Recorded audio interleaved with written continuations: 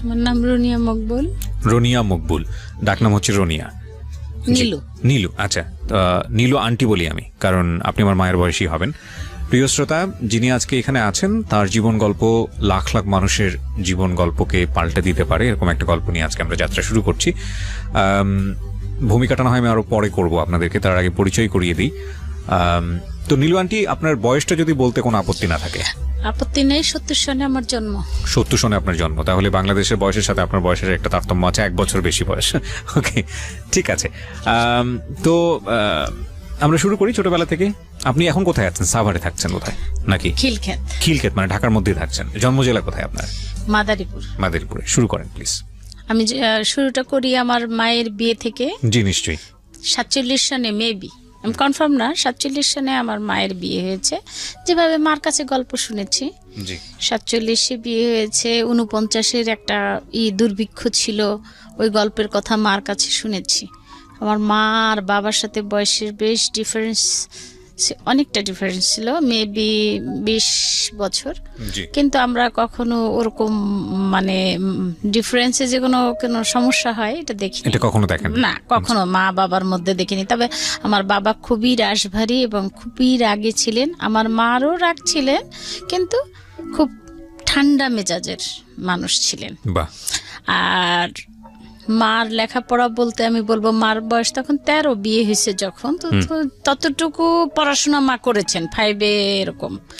Academic কাগজপত্র নাই, but original শিক্ষিত বলতে যেটা বোঝায়, আমি মনে করি আমার বাবা মা দুজনেই তাই। তো আর সংসার আমার মানে ব্রিটিশ সরকার আমার বাবার দাদাকে উপাধি দিয়েছিলেন। আমাদের গ্রামে যে কয়েকটা ফ্যামিলি, তাদের যে নাম করা ফ্যামিলি, সে ধর, মৌলবী, লস্কর।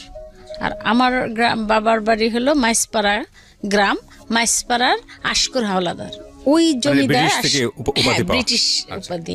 আর এইদিকে নানা ভাইকে আবার ব্রিটিশরা উপাধি দিয়েছেন, যে ঈশ্বরচন্দ্র বিদ্যাসাগর হলো বিদ্যাসাগর, আর আমার নানা হলেন বুদ্ধির সাগর।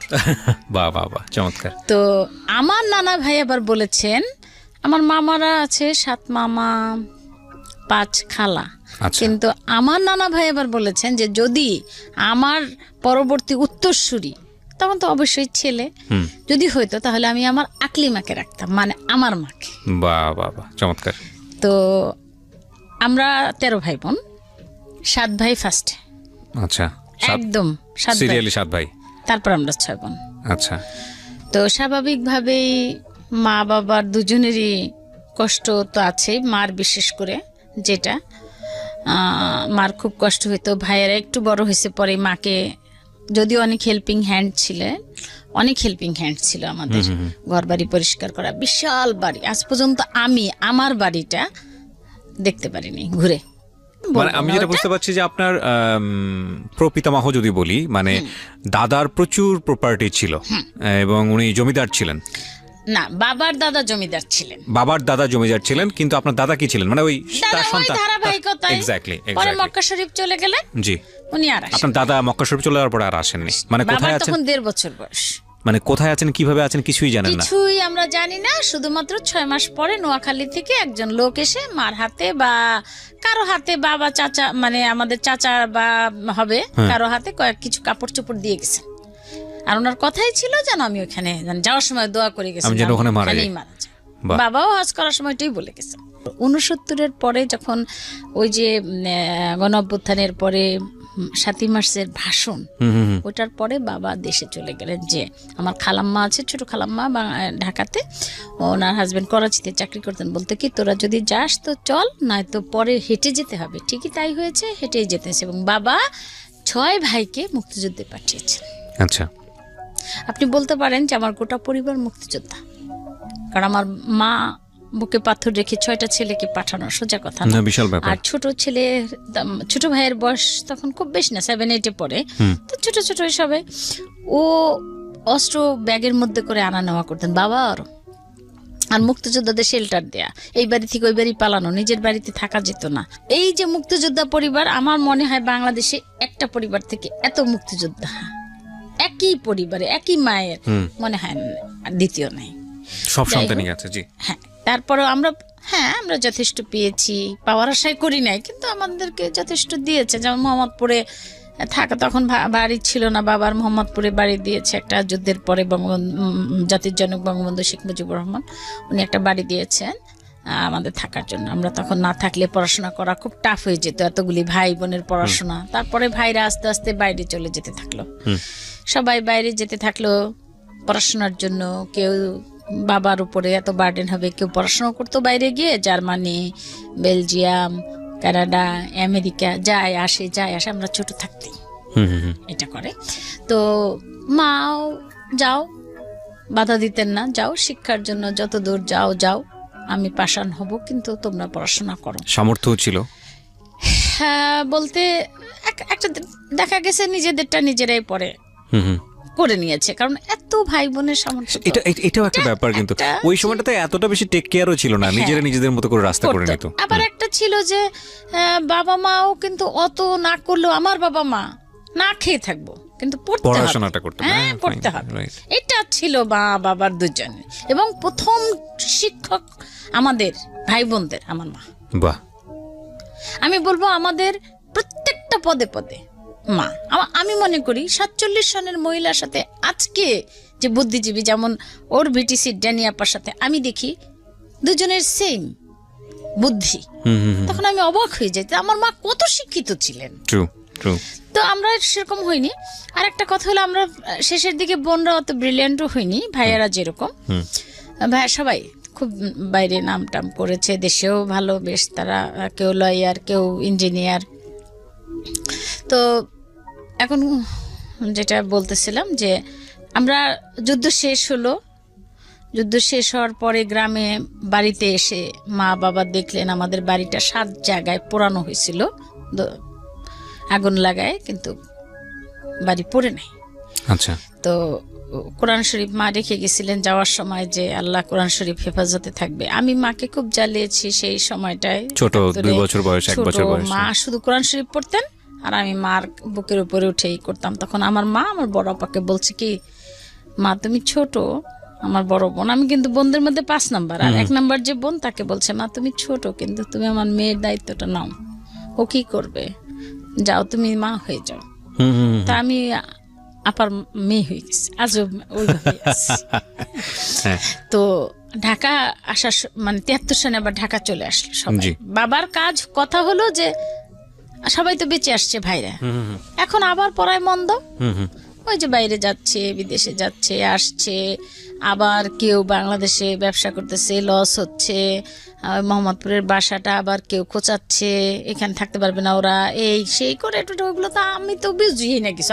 আমার কাজ হলো, আমরা 3 বোনে মিলে কখন ওই প্রাইমারি স্কুলে পড়তাম লালমাটিয়া, তো ওই হাততালি দিবে বান্ধবীরা, তখন আমরা বের হব, কান থাকতো ওইদিকে যে কখন বের হবো। আবাহনী মাঠ, সেকেন্ড ক্যাপিটাল ছিল তখন, যে তেজগাঁর ওইদিকে দৌড়াতাম, কিন্তু মাগরিবের আজান দেওয়ার আগে ঘরে আসতাম। আর আমার ইমিডিয়েট বড় বোনটা, ও যা করতাম আমি ওই সাথে সাথে তাই করতাম। আমি একটু বাপের বাড়িতে শান্ত, বোকা স্বভাবের মেয়ে, বোকা, এখনো আমার নাম আছে বোকা। এত ট্যালেন্ট, তো অনেক ট্যালেন্টের মধ্যে। ঠিক আছে, বলেন আপনি আপনার মতো করে। তো একদম রেস্ট্রিক্ট বোকা আমি আমার ফ্যামিলিতে। এরপরে আস্তে আস্তে 75 সন আসলো, 76 সন, এরকম আমি লালমাটিয়া প্রাইমারি স্কুলে ভর্তি হলাম, 1-এ ফ্রি প্রাইমারি। আমরা 6 বোনই ওইভাবেই পড়াশোনা করছি, Lalmatia free primary school, high school, college. আচ্ছা। তো এমন করতে করতে দেখা গেল বোনদের আস্তে আস্তে বিয়ে হলো। আমি যখন ক্লাস 4-এ পড়ি তখন আমার বোনের বিয়ে হলো, বড় বোনের। তো আমার তো মনে করেন, আমি তো মনে করছি আমার মা চলে গেল, কোথায় যাবে। আর দুলাভাই যখন আসতো, প্রথম কিছুদিন কাবিন করেছিল, তো দুলাভাই আসছে, পরে একদিন বললাম, আপনার কি লেপ তো শোক নাই, এই আসেন কেন আমাদের বাড়ি, আপনি কি গরিব?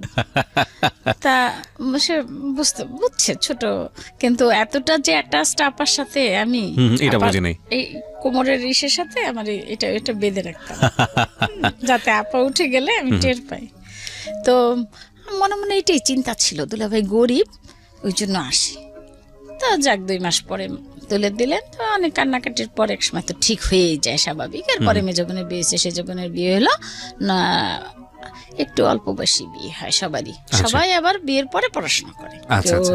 অনার্স করে, কেউ মাস্টার্স করে। এটা তো আপনাদের ওই সময় এটা একটা কালচারই ছিল, সামাজিক ভাবে এটা একটা স্বীকৃতি ব্যাপারই ছিল যে মেয়েদের একটু অল্প বয়সী বিয়ে হয়ে যাবে। আবার গান বাজনাও আছে, হ্যাঁ, সবকিছুই করছে, সবই করছে। মা যে ওরকম আগের দিনে মানুষ পর্দানসীন, খুব কনজারভেটিভ, ওইটা কম ছিল না, কিন্তু তার মধ্যে দিয়ে সবই চলছে আমাদের। আচ্ছা আচ্ছা। আমাদের যাতে বাইরে কোনো এন্টারটেইনের জন্য বা বিনোদনের জন্য বাইরে যেতে না হয়, আচ্ছা আচ্ছা, যাতে আমরা ঘরের মধ্যে সবকিছু পাই। আচ্ছা, এটা মারই ছিল। কারণ তখন ওই চাচাতো ভাই, আমাদের অনেক চাচাতো ভাই, মামাতো ভাই, খালাতো ভাই, ফুফাতো ভাই, কেউ অ্যালাউড ছিল না আমাদের বাড়িতে। আমরা যখন একটু বড় হলাম, আচ্ছা আচ্ছা, আছে না যে কি হয়েছে, হ্যাঁ অমুকের ছোট বোন, ওরা কেন আসবে, খালাতো বোন মিললে কি হয়, কিন্তু এটা আমাদের ফ্যামিলিতে আমরা কখনো দেখিনি। খালাতো ভাই, মামাতো ভাই, চাচাতো ভাই, কোনো মেলামেশা, ভাই ভাই আছে, ভাই বোন ডিস্টেন্স, ঘোরানো বেড়ানো আছে না ওদের বাড়ি গিয়ে। কিন্তু আমার এক খালার বাড়ি আমরা খুব যেতাম কাফরুলে, ওইটা সাইকেলে করে। আমার ভাইয়ের নাম মানিক, আসলে সে মানিক, মায়েরও মানিক, আমাদেরও মানিক। তো ওই ভাই কাফরুল যেতেন, ওই কাফরুলে আমরা ভাইয়ের সাইকেলের আগে পিছিয়ে করে যেতাম। তো ওই খালার বাসায় গিয়ে আমরা ভাবতাম আমরা বুঝি এই 18-20 জন ভাই বোন, মানে আমরা এত অ্যাটাচড ছিলাম। তখন ছোট আমরা, তো খালার ছিল 2টা রুটি, একটু লুচি আর সুজির হালুয়া। তো ভাবছিলাম বড় হয়ে অনেকগুলি লুচি খাবো আর সুজির হালুয়া খাবো, এতগুলি।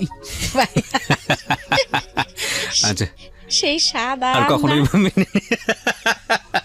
হ্যাঁ, মনে আছে আপনার ছোট ছোট ইনসিডেন্ট গুলো কোথায় গেলি। তারপরে যাই আমরা খেলতাম এই লালমাটিয়ার মাঠে টাঠে খেলতাম। অঞ্জনা রহমান ছিল আমাদের লালমাটিয়া কলেজের পিছনে।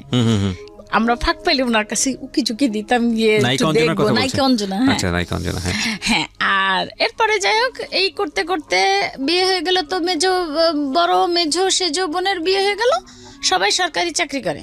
আচ্ছা, এরা আবার তাদের কথা ছিল যে পড়াতে হবে। আমার ভাইদের কথা ছিল যদি পড়াও তো বিয়ে করো, না পড়াও নাই যাও। আর যৌতুক না, দেব না, আমার বোন শূন্য হাতে দেব, নিলে নাও, না নিলে নেই, তারপরে যা দেওয়ার তা। এটা তো কথাই নেই। এরপরে সে যে আমার ইমিডিয়েট বড় বোনটার বিয়ে হলো, তার কিছুদিন পর পরে আমার বিয়ের, ওইটা একটু ডিটেলস বলি। আমার দেবর আর আমার কোন ক্লাসে তখন বিয়ে যখন আসছে অফার বা আমার, আপনি কোন ক্লাসে তখন? আমি তখন ম্যাট্রিক পরীক্ষা দেব। তখন এপ্রিল মে মাসে কিন্তু পরীক্ষা হতো। আচ্ছা, আমি তখন 85। আচ্ছা, 85-তে। তো আমি জানুয়ারি ডিসেম্বর মাসে, আমার ভাই আবার জার্মানিতে ছিলেন, ওনার সাথে এক ফরেনার মহিলা, বয়স্ক খুব, বায়োলজি থেকে ডক্টরেট ডিগ্রি করেছেন, উনি রিটায়ার্ডই করেছেন 78-এ। আচ্ছা, তো ওনার সাথে মা ছেলের একটা সম্পর্ক হলো আমার ভাইয়ের সাথে। ভাই আবার খুব মিশুক। আচ্ছা, তো ওইখানে এই হলো, ভাইয়া ওই ভদ্র মহিলা আসলেন। আসার পরে উনি আমাকে খুব ভালোবাসতেন, খুব। ওনার দিনে আমাদের সাথে ঘুরতেন আর রাতে লালমাটি একটা রেস্ট হাউস ঠিক করা ছিল, ওখানে গিয়ে ঘুমাতেন। আচ্ছা, আমাকে নিয়ে ঘুমাতেন। এই জার্মানি ভদ্রমহিলা? হ্যাঁ, জার্মানি ভদ্রমহিলা। ওনার নাম রোজমারি হেলফেরিক ছিলেন। হেলফেরিক আন্টি আমাকে নিয়ে রাতে থাকতেন আর বলতো যে বিয়ে করবা না তো তাড়াতাড়ি, বিয়ে তোমাদের দেশে এই যে ছোট ছোট সব বিয়ে হয়, স্বাস্থ্য খারাপ হয়ে যাবে, হ্যান ত্যান। কিন্তু ওই সময় আমাকে যে একজন আমার দেবর দেখে গেছে, আপন না চাচাতো দেবর, বনানীতে। আমার ভাইয়ের হলো রড সিমেন্টের দোকান, ওর হলো গ্রিল, আলমিরা, শোকেজ, স্টিলের জিনিস এসবের দোকান। ভাই খুব বন্ধুত্ব হলো। তার শরীয়তপুর, আমাদের মাদারীপুর। কিন্তু ভাই আমরা কোনোদিন মাদারীপুর যেতে পারতাম না, বললেই বলতো কি বই খাতা বাঁধো, চলো ফ্রি স্কুল পড়াই, আমার এত টাকা পয়সা দিয়ে দরকার কি, ভাইরা বলতো। তা আর কোনোদিন মনে মনে ভাবতাম কবে যাবো একটু গ্রাম দেখতে পারি না। রাইট, গ্রামে যারা একটা সময় কাটিয়েছেন তারা খুব মিস করেন, খুবই মিস করেন, ভয়ঙ্কর। কিন্তু আসলে ভাই আমরা মিস করবো কি, আমরা তো দেখিনি। আপনার তো সেই অর্থে মেমোরি নাই। হ্যাঁ, 3-4 বছর চলে আসছে। এখন মানে আমাদের ইচ্ছা ছিল যে বিয়ে হলে ইচ্ছা মতো যাবো, কিন্তু সেটা যাই হোক। তারপরে কি হলো, দেবর দেখে গেল। এরপরে কি হলো, আমার দেবর যে, তখন তো দেবর হয়নি, আমার দেবর আর আমার ভাই পাশাপাশি দোকান, দুজনের খুব ভালো সম্পর্ক। তো আমাদের দোকানের যে ম্যানেজার, ওনার কাছে শুনতে পেলেন যে ওনার বোন আছে। আচ্ছা, তো অন্য বোনদের বিয়ে হয়ে গেছে, এই এখন মানে লাইনে। আচ্ছা, তো ওই ভদ্রলোক আসতো, আমি স্কুল থেকে আসতাম কোচিং করে, তো উনি আসতো, উনি আসলে আমি 3 তলায় চলে যেতাম, 2 তলায় খাবার দাবার শোয়ার আর 3 তলায় আমাদের পড়ার জায়গা।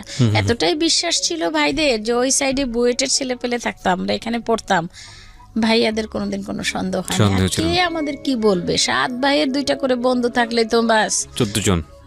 শুধু চুরি করে পারতাম কি একটু সিনেমা, তাও ধরা পড়ে যেতাম। শ্যামলী হলে সিনেমা দেখতে যেতাম, ছোট ভাই এসে গান গাওয়া শুরু করতো আমাদের ওই সিনেমার গানটা, তো বুঝতে পারতাম গেছে। বই খাতা লুকাইতো, হাত পা ধরে আবার বই নিয়ে নিতাম, আর করবো না। তো কি করলো, ওই ওই ওই ভদ্রলোক আসা আর বন্ধ হয় না, কারণ কি ও আমাকে দেখতে পাচ্ছে না। আমি মনে মনে ভাবি, মনে হয় গরিব টরিব হবে, ওই দুপুরবেলা ভাত খেতে আসে, মানে আমার মনের ইচ্ছা, বিরক্ত লাগতো। তো একদিন আমার বাসায় যে হেল্পিং হ্যান্ড, ওকে বলা হলো যে তুই আমার ভাই, তুই আজকে ঘুমাবি। ভাবিকে বললো তুমিও ঘুমাবা, তখন সেজো ভাই বিয়ে করেছে, তুমি ঘুমাবা, আমি যা করার আমি করবো। তা আমাকে ডাক দিল, নিল, উপরে উঠো না, আপেল কেটে দাও আর দাও। সেই মাত্র ভাত মানে ভাইয়ারা কথা বলার পরে কথা বলার মতো আমাদের কোনো সুযোগ ছিল না। তবুও মনে মনে বলি, এই মাত্র ভাত খাইলো, এখন আবার আপেল কেটে দেবো, কোত্থেকে আসছে, গরিব মানুষ, থাক খাওয়াই দিয়ে। আমি না মানে ট্রেটা রেখে একটু তাকাইছি, উনিও দেখে আমার দিকে তাকানো, এই দেখাই। এরপরে আন্টি কিন্তু আছে বাংলাদেশে। আচ্ছা, আমি পড়াশোনা করে আন্টির সাথে সংসদ ভবন গেলাম আমরা সবাই বেড়ানোর জায়গায়, তো সেকেন্ড ক্যাপিটাল, সংসদ ভবন, মানিক মিয়া এভিনিউ, এইসব জায়গা ছিল, ধানমন্ডি, আবাহনী মাঠ, তখন কিন্তু অনেক প্লেগ্রাউন্ড ছিল ভাইয়া। আচ্ছা, তো হইলো, আন্টি আবার কি করলো, তখন বোধহয় চলে গেল কিছুদিন পরে। আন্টি চলে গেল, রাতের বেলা আমরা সবাই মিটিং টিটিং করলাম যে কে কত কান্না আছে, কান্না করো, টাঙ্কি ভরে যাক, কালকে আর পানি লাগবে না। এসে তো গেল। পরে একদিন এক ভদ্রলোক আসলো, আমরা সংসদ ভবন যাব, প্রায় যেতাম সংসদ ভবন। এক ভদ্রলোক আসলো, তো আমাকে ভাইয়া দেখি কোনো না কোনো বাহানায় বলে, এখন না যাই, পরে যাই, আসো, আমরা একটু পরে যাই। আমার ভাইয়া ভাবির নামে রেবু, আমরা একটু পরে যাই। তো ভাইয়া বিয়ে ভালো লাগতো না, আশেপাশে না আমাদের ফ্যামিলিটা খুব সুখে ছিল, এটা সত্যি কথা। বাবা মারও কোনোদিন ঝামেলা দেখি নাই, এরও দেখি নাই, ভাই বোনদেরও দেখি নাই, ভাবি ভাই সবাই খুব মিল মহব্বত ছিল, বোনদেরও তাই। বোনরা মানে আমার ভাবিরা বলতো যে তোমাদের কপাল ভালো, ভাবিগুলাও ভালো পাও, আবার জামাইগুলো তোমাদের বসে। তো মাঝে মাঝে এরকম করতাম, এখনো করি, ভাবি এখন কি আর বলার আছে, কপাল। তো আমি উপর এখন আর মানে লাস্ট এসে সন্ধ্যা হয়ে যায়, ভাবি বলে কি শোনো, আমি চলে যাই, ওরে নিয়ে ও বুঝতে পারবে কিছু, পরে শুনেছি এগুলি। তো নিচে যাচ্ছি, যে আমাদের দোতলায় নামতে যে বড় একটা সিঁড়ি থাকে না, ওই সিঁড়িটায় দাঁড়ায় এক ভদ্রলোক আমাকে বলে, দাঁড়াইলো, বলে কি নিল একটু দাঁড়াও। আমার ভাবি বললো, এই তো ইসমাইলকে চেনো না, ওই যে আমার দেবর, তার বড় ভাই। আচ্ছা, সালাম দিলাম, কি পড়েন? পরীক্ষা দেবো। ও আচ্ছা, বসেন। বলে আমার একটু রাগ লাগলো, ভালো লাগে না, চলে গেছি, মনটা কেমন একটু কামড় দিল। তো আমাকে ভাবি রাস্তায় কি যেন বলে, নীলু বিয়ে টিয়ের কোনো চিন্তা আসে না তোমার? আমি কি জানি, তোমার চিন্তা হলে আমার চিন্তা, আমি তো আর আমার মালিক না। তো গেল চলে, কি হইলো আর আমি জানি না, এগুলো আর পরে শুনি নাই কি হইলো, হাজব্যান্ডের কাছ থেকে শুনছিলাম। তো উনি খুলনা চলে গেল, খুলনা চাকরি করে, ফুড ডিপার্টমেন্টের ফুড ইন্সপেক্টর। আচ্ছা, তো উনিও খুলনাতে। তারপরে এটা হলো ডিসেম্বর মাসের কথা, জানুয়ারির আজ রবিবার নাটক হতো, জানুয়ারি মাসে আমরা, পরে তো আবার হবে, দেখতে পারবো না, ম্যাট্রিক পরীক্ষা হবে, কোথাও যেতে পারবো না, মেয়ে বোন মিরপুর থাকে, আমরা একটু বেড়ায় আসি। মিরপুরে গেলাম আজ রবিবার, ওইখানে বসে মজা করে দেখবো আমি আর আমার ছোট বোন। ভাইয়াকে বললাম, পরে কেন যেন রাজি হলো, কখনো বলতে সাহস পাই না। তখন সেদিন বললাম ভাবি আছে, ভাবিকে বলে তখন বললো যে ঠিক আছে যাও। পরের দিন সকালবেলা ভাইয়া মোটরসাইকেল নিয়ে হাজির। তো মোটরসাইকেল নিয়ে যখন আসছে, ঘুম থেকে তাড়াতাড়ি উঠছি যে আমাদের নিয়ে যাবে। তো জানি না আমি, আমার যেন মানে মানে কেমন একটা মানে অদ্ভুত রকমের একটা ভিতর থেকে একটা আসলো যে আমার কিছু একটা হবে। তো ফ্রেশ ট্রেশ হইলাম, ভাইয়ার সাথে যাব বলে, ভাইয়া আমার সাথে কথা না বলে চলে গেল। মেয়ে যাবো বলে কি, চল আমরা যাব, বাসায় যাব, মোহাম্মদপুর যাব। কেন? আপা, তখন তো রিক্সায় সব চলতো ভাইয়া, রিক্সায় 2টা রিক্সায় মোহাম্মদপুর আসবো। তো আপার মেয়ে হয়েছে কিনা, তখন হয়েছে মানে হয়। তো আপা বললো কি মোহাম্মদপুর চলো। তা যাবো কেন, মোহাম্মদপুর যাবো কেন, আজকে না থাকার কথা। তো বলে কি থাক চলো। তারপরে গেলাম। বাসার এইটাও থমথমে ভাবটা, থমথমে, এত ভাই বোন, ভাইয়ের আবার কেউ জয়লখালে থাকে, কেউ ইঞ্জিনিয়ারিং পরে সেখানে থাকে, কেউ বিদেশে থাকে, বেশিরভাগই বিদেশে থাকে, 3-4 ভাই তখন বিদেশে থাকে। তো মা বাবা গ্রামে। আচ্ছা, আমাকে বললো কি মেঘলা মেঘলার দিন, কুয়াশা, আগে শীত পড়তো তো অনেক, তাই না। এটা হলো জানুয়ারির 12-13 তারিখে হবে কি। তো আমার দুলাভাই এবার সৌদি আরব যাবে একজন। তো আমাকে বলল কি যে তুমি হলুদ মরিচ, তখন তো গুঁড়া করতেই হবে, ইমার্জেন্সি বলতে কিছু নাই, গুঁড়া করাটাই ইমার্জেন্সি, কেনার ই নাই। তা আমাকে বললো কি এগুলো একটু পারো তো চুলার উপরে দিয়ে, কেবল গ্যাস তখন মনে হয় নতুন নতুনই আসা, দিয়ে একটু হালিমকে দিয়ে তুমি ভাঙাইও, টাকা টুকা দিয়ে। ভাবিরা কোথায় চলে গেল, আমার ছোট বোনও গেল। তো রাতে আসলো, অনেক রাতে। তো আসলো পরে আমি ছোট বোনকে জিজ্ঞেস করলাম কি কোথায় গেছিলি রে তোরা। তো বলে কি আমার ছোট বোন কান্না, আমাকে ধরে অনেক কান্না করছে। কি হয়েছে, বলছে তো ওকে না বিয়ে, তোর না বিয়ে। হ্যাঁ, আমি বললাম আমার বিয়ে। তো কিছু বলিনি, চুপ করে শুয়ে থাকলাম। গিয়ে পড়ায় আর মন বসলো না। আমার পড়ার রুমে একটা বিছানা ছিল, ওখানে গিয়ে শুয়ে থাকলাম। শোয়ার পরে আমার বোন গেল। এরপরে কি হলো, আমরা ড্রয়িং রুমে আসলাম। আমাদের অনেক গেস্ট থাকতো ভাইয়া, বাপের বাড়ির থেকে, ওটা হাতে রাখো, বাপের বাড়ির থেকে অনেক গেস্ট, গ্রাম থেকে অনেক গেস্ট আসতো অনেক। তো মাঝে মাঝে এরকম পাড়া দিয়ে উপরে শুইতাম, এরকম এরকম করে খুঁজতাম যে জায়গা কোথায়। ওকে। তো ভাবিদেরও কিছু করার ছিল না, লোক আছে ওরা রান্না করবে, তোমার কি। ভাইদের এই কথা ছিল। বাবা মা এখনো কিছু জানে না। তা আমি শুয়ে আছি, তোমার ছোট বোন বলে কি জানিস লোকটা কেন ভালো লাগে না, বস। আমি বললাম কি যে, তা আমি শুধু 2 চোখ দিয়ে পানি পড়ছে আমার, কিচ্ছু না। পরের দিন গেল এইভাবে, সকাল হলো না, ভাবি এসে দাঁড়ালো। ভাবি বলে কি নীলু আমার দিকে তাকাও, তাকাও নীলু আমার দিকে তাকাও। আমি তাকাই না, আসতে চোখে পানি। তো ভাবি দেখলে আবার, ভাই যদি শোনে, তখন তো মনে করতাম ভাবি বলে দেবে, ভাই শুনলে রাগ করবে, থাক। তো আস্তে করে চোখের পানি টানি মুছে তাকাইলাম, দেখি চোখ টুক ভাবি লাল। দেখি ভাবির গায়ে গয়না ভর্তি। মাই গুডনেস, কেন? আমি বললাম কি ব্যাপার ভাবি। বলে কি দেখো কেমন লাগে। আমি গয়নার আমি কি বুঝি। তো বলে দেখো না কেমন। আমি তোমার সব গয়না পড়ছো, আরো ভাবিদের গয়না ছিল, মার গয়নাও পড়ছো। বলে কি না এগুলি না তোমার। আমি বললাম আমার কেন। বলে কি জানি তোমার দাদু আজকে কিনলো, আমরা ভাইদের দাদু বলি, তোমার শেষ দাদু কিনলো। আমি বলছি শেষ দাদু কিনলো আমাকে, আমার বোন চিমটার বলে কি ওই বেটা দিছে, ওই বেটা দিছে, জানিস ওই বেটা দিছে, শাড়িও আছে, সব পাঠিয়ে দিছে আমাদের সাথে।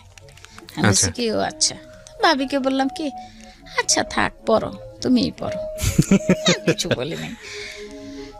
তারপরের দিন ভাইয়া আমাকে আবার বলে গেল মুরগি জবা দিতে। ওই সাইডে কতগুলো ছাত্র ভাড়া দেওয়া আমাদের বাসা, বললো মুরগি জবা দিও ওদের নিয়ে। তো ওদের বললাম কি খোকন ভাই আরো কারা কারা যেন আছে, বুয়েটে পড়ে ওরা, ছেলেরা সবাই বুয়েটে পড়ে, 12 জন ছেলে ভাড়া থাকে ওইখানে। তো বললাম কি একটা ড্রাম ছিল বিশাল, বললাম যে মুরগি 150 মুরগি একটু জবা দিয়ে দেন। তো বললো যে ও আচ্ছা। তো তখন তো আমার বোঝা শেষ, যাবার আবার ভাবিরা আবার শপিং এ গেছে।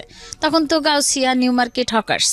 ইন্টারেস্টিং বিষয় হচ্ছে যে মানে আজকালকার যুগে ছেলে মেয়েদের কথা চিন্তাই করা যায় না, এটা যে একটা মেয়ের বিয়ে হয়ে যাচ্ছে, তার কাছ থেকে পারমিশন নেওয়ার কিছু নাই, সবাই মোটামুটি শপিং টপিং করে একদম রেডি হয়ে যাচ্ছে, মানে যার বিয়ে তাকে জিজ্ঞেস করার কিছুই নাই।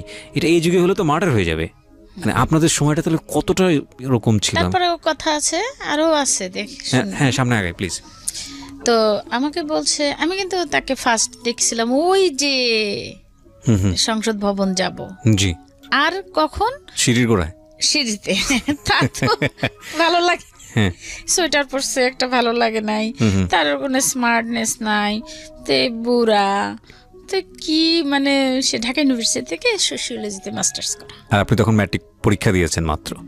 জি, এখন আমাকে বলে যে ও পরের দিন আবার শপিং টপিং করে, আচ্ছা ওই যে তারা এখন আজকে আবার আমাদের শপিং, আচ্ছা, মানে কালকে করছে ওদেরটা, আজকে আমাদেরটা, আমরা কি দিবে না দেবে। ভাবি আর আসেনি আমার কাছে, চুরির মাপ ছোট বোন গেছে সাথে। তা আমি আজকে মুরগি জবা দিতে আসতেছি, তখন প্যান্ডেল ট্যান্ডেল টানাবে উপরে, দুইটা ছাদ মিলে। তখন কি ছিল ভাইয়া, আপনি দেখেছেন কখনো বিহারীদের বাড়ি? আমি মোহাম্মদপুরে গিয়েছি। ওয়ালের মধ্যে দুটো থাকে, আচ্ছা, মানে মানে দরজা করলেই এই রুম, এই বাসা থেকে ওই বাসায় যাওয়া ও যায়। আচ্ছা আচ্ছা, আবার লাফ দিয়ে 5টা বাসায় যাওয়া যায়। আচ্ছা আচ্ছা, আমরা যেতাম, মানে ছাদের উপর দিয়ে লাফতে লাফতে। এই ছাদ থেকে এই ছাদ। আচ্ছা আচ্ছা আচ্ছা, তো ওইটা ওয়াল ছিল, দরজা করা ছিল 25 নম্বরে আর 26 নম্বর, আমাদের 26, এই 26 জাকির হোসেন রোড, জি মোহাম্মদপুর। জি, আর ওইটা ছিল 25। এই দুইটা এক করে প্যান্ডেল টানায়, ওখানে খাওয়াবে, ওই ছেলেরাই সব করলো, লোকজন আনা যা কিছু ওরা করলো, পরে ভাইয়া হয়তো পেমেন্ট করবে। কিন্তু ওই মুরগি জবাটা আমার দায়িত্বে ছিল, যে মুরগিগুলি তুমি ওদের দিয়ে জবা দেবে। হ্যাঁ, আমি চলে আসতেছি, তখন এক ছেলে আমাকে বলে, আপা একটা কথা। কি বলেন? বলে কি আজকে কারো জন্মদিন? কারণ আমাদের তো প্রোগ্রাম একটা না একটা থাকতোই, এতগুলি ভাই বোন না ভাইয়া। তো বললে, আমি বলছি কি না মৃত্যুদিন। ওকে, তো বলে আমি এবার আমার পড়ার রুমে ঢুকে গেলাম। তারপরে রাতের বেলা বিয়ে যখন 7:30টার সময় জানলাম। আপনার বাবা মাও তখন জানেনি না, বিষয়টা? বাবা মা কে আনতে পাঠাইছে, টেলিফোন নাই তো। ও, একটা ফোন ছিল, কোনোদিন তো ওটা টাচও করতে দিতাম না। তো বলতো কি, ভাইয়া ফোন আসছে, তুমি ধরতে যাচ্ছ, নোট নিবা নাকি? নোট আচ্ছা দিবে আচ্ছা আচ্ছা, কেউ? ওই রমনা পার্কে দেখি নোট দেওয়া দেওয়াই হয়। তো নোট টোট দিতে ফোন দেব না, ফোন ভাই ওই যে কানে, আর ভাইয়া ফোন কানে নিতে পারতাম না। ওকে, আমাদের গানের মাস্টার ছিলেন, আমরা গান গেয়েছি, আমার মেয়েরও সে মাস্টার, মানে ফ্যামিলি মাস্টার যাকে বলে। ওই 5ই সেপ্টেম্বর তার মা মারা গেছেন। হ্যাঁ, আমাদের ফ্যামিলি একদম মানে একসাথে, ফরিদপুরে দিল, খুব ভালো, আমাদের সাথে খুব ভালো সময়। আপনার বাড়ি রংপুর আমি জানি, আমার বাড়ি বগুড়া। সরি বগুড়া, আমি জানি। আচ্ছা, তারপরে কি হলো, যাই হোক, ও বিয়ে 7:30টার সময় বোধ হয় হয়ে গেল, আমার কাছে আসলো সই নিতে। আচ্ছা, তখন আমি বললাম, এটা কি? নীল একটা বই, অনেকগুলি পাতা, তো অনেকগুলি মানুষের বিয়ে হচ্ছে মনে করছি, যে এতগুলি। তাহলে এখন বলে কি, মানে ভাইয়া রুমের বাইরে দিয়ে হাঁটাহাঁটি করছে, অন্য ভাইরা নাই, মা বাবা এখনো এসে পৌঁছায় নাই, অনেকক্ষণ অপেক্ষা করছে, শীতের 7:30টা তো অনেক। তো এখন আমি বুঝে, আমি এখন মহা জোরে চিৎকার, একদম বরযাত্রী শুনে যাচ্ছে চিৎকার, এখন বরযাত্রী উঠে যাচ্ছে, বিয়ে হবে না, এই মেয়ের কোথাও অ্যাফেয়ার আছে। কিসের অ্যাফেয়ার করবো ভাই, অ্যাফেয়ার কি বুঝি না, এখন দেখি বলে বয়ফ্রেন্ড গার্লফ্রেন্ড। আমরা তখন বুঝতাম ছেলে হইলেই বয়ফ্রেন্ড, মেয়ে হইলেই গার্লফ্রেন্ড, হ্যাঁ, মেয়ে মানে গার্ল, ছেলে মানে বয়, ছেলে বয়। তাহলে আবার এখন আবার দেখি এটা আলাদা, এটা তো এখন না, আরো আগেই শুরু হয়েছে, সে আমার মেয়ের আমল থেকে শুরু হয়েছে, এখন কি আর বলবো, আমার মেয়ের আমল থেকে। আমি বলতাম কি, ছেলে বন্ধু তো, বলে কি না মা এটা আলাদা, ও বাবা কি, তো এইটা। এখন দেখেন কি করলাম, ওই তখন যখন চলে যায়, তখন ভাইয়া আগের রাতে স্বপ্ন দেখেছিল আমাকে নিয়ে, যে আমি প্রেগনেন্ট। তখন ভাইয়া বলতেছে ভাবিকে, যে তোমাকে তো দেবই জবা, না ওকে তো দেবই জবা, তুমিও শেষ। ভাবি বলছে মাথা ঠান্ডা করো। তো ওই সময় আবার ভাইয়া আমাকে একটু এই বাদ দিয়ে গেছে, এখানে রাতে আমাকে তুলে আমাকে ব্যালকনিতে নিয়ে গেছে। আমরা কিন্তু ব্যালকনিতেও যেতে পারতাম না, তাহলে বলতো কি, কয়টা ট্রাক গেল গুনছো আজকে সারাদিনে, কয়জন মহিলা গেল। ভাইয়া আমাকে বলে কি, আমাকে ভাইয়া মানিক ভাই আমাকে নিয়ে গেল এসে ব্যালকনিতে, ভাইয়ের বুকের উপরে মাথাটা দিয়ে আমাকে বলে তোমার বুকে আমি একখানাই দিলাম পরশ পাথর, তুমি বুঝতে পারছো তোমার বিয়ে? আমি বুঝছি। তো মানে শব্দ নাই। তো বলতেছে যে তোমাকে আমি একখানা পরশ পাথর দিলাম, হয়তো ছেলের জায়গা জমি বাড়ি ঢাকায় দেশে প্রচুর আছে, ঢাকায় নাই, কিন্তু নীলু আমিও না টায়ার্ড হয়ে গেছি বোন, এত ভাই বোন, প্রত্যেকটা ভাই বোনের 12-13 জন করে শালাশালি, এইটা বোনদের দেব ননদ, তুমি একটু শান্তশিষ্ট। আর আমার খুব ইচ্ছা ছিল ডাক্তারি পড়া, ভাইদেরও ইচ্ছা ছিল পড়তে পারবে, ছেলে তোমাকে পড়াবে। দেখো না আর দুলাভাইরা পড়াইছে না, আর বোনের জামাইরা পড়াইছে না, কেউ তো আর দুলাভাই হয় না ভাইদের। তা আমি বললাম কি, আমি কিচ্ছু বলিনি। তো বললো যে ওই পরশ পাথরখানা যতদিন তোমার থাকবে ততদিন তুমি মনে করবা মহাসুখে, তুমি যদি সুখী না হও তা আমি তোমাকে, তুমি যা চাবা আমি তাই করব, বোন কোনো কেলেঙ্কারি করো না। আচ্ছা আচ্ছা। তখন ওইটা বলার পরে আমাদের এমনি কোনো রকম সমস্যা নাই, কি কেলেঙ্কারি কি করব কি। তারপরে আর কি ওই যে সই করতে আসা, তখন কান্না করলাম, ভাই চিল্লা পাল্লা শুরু করলো।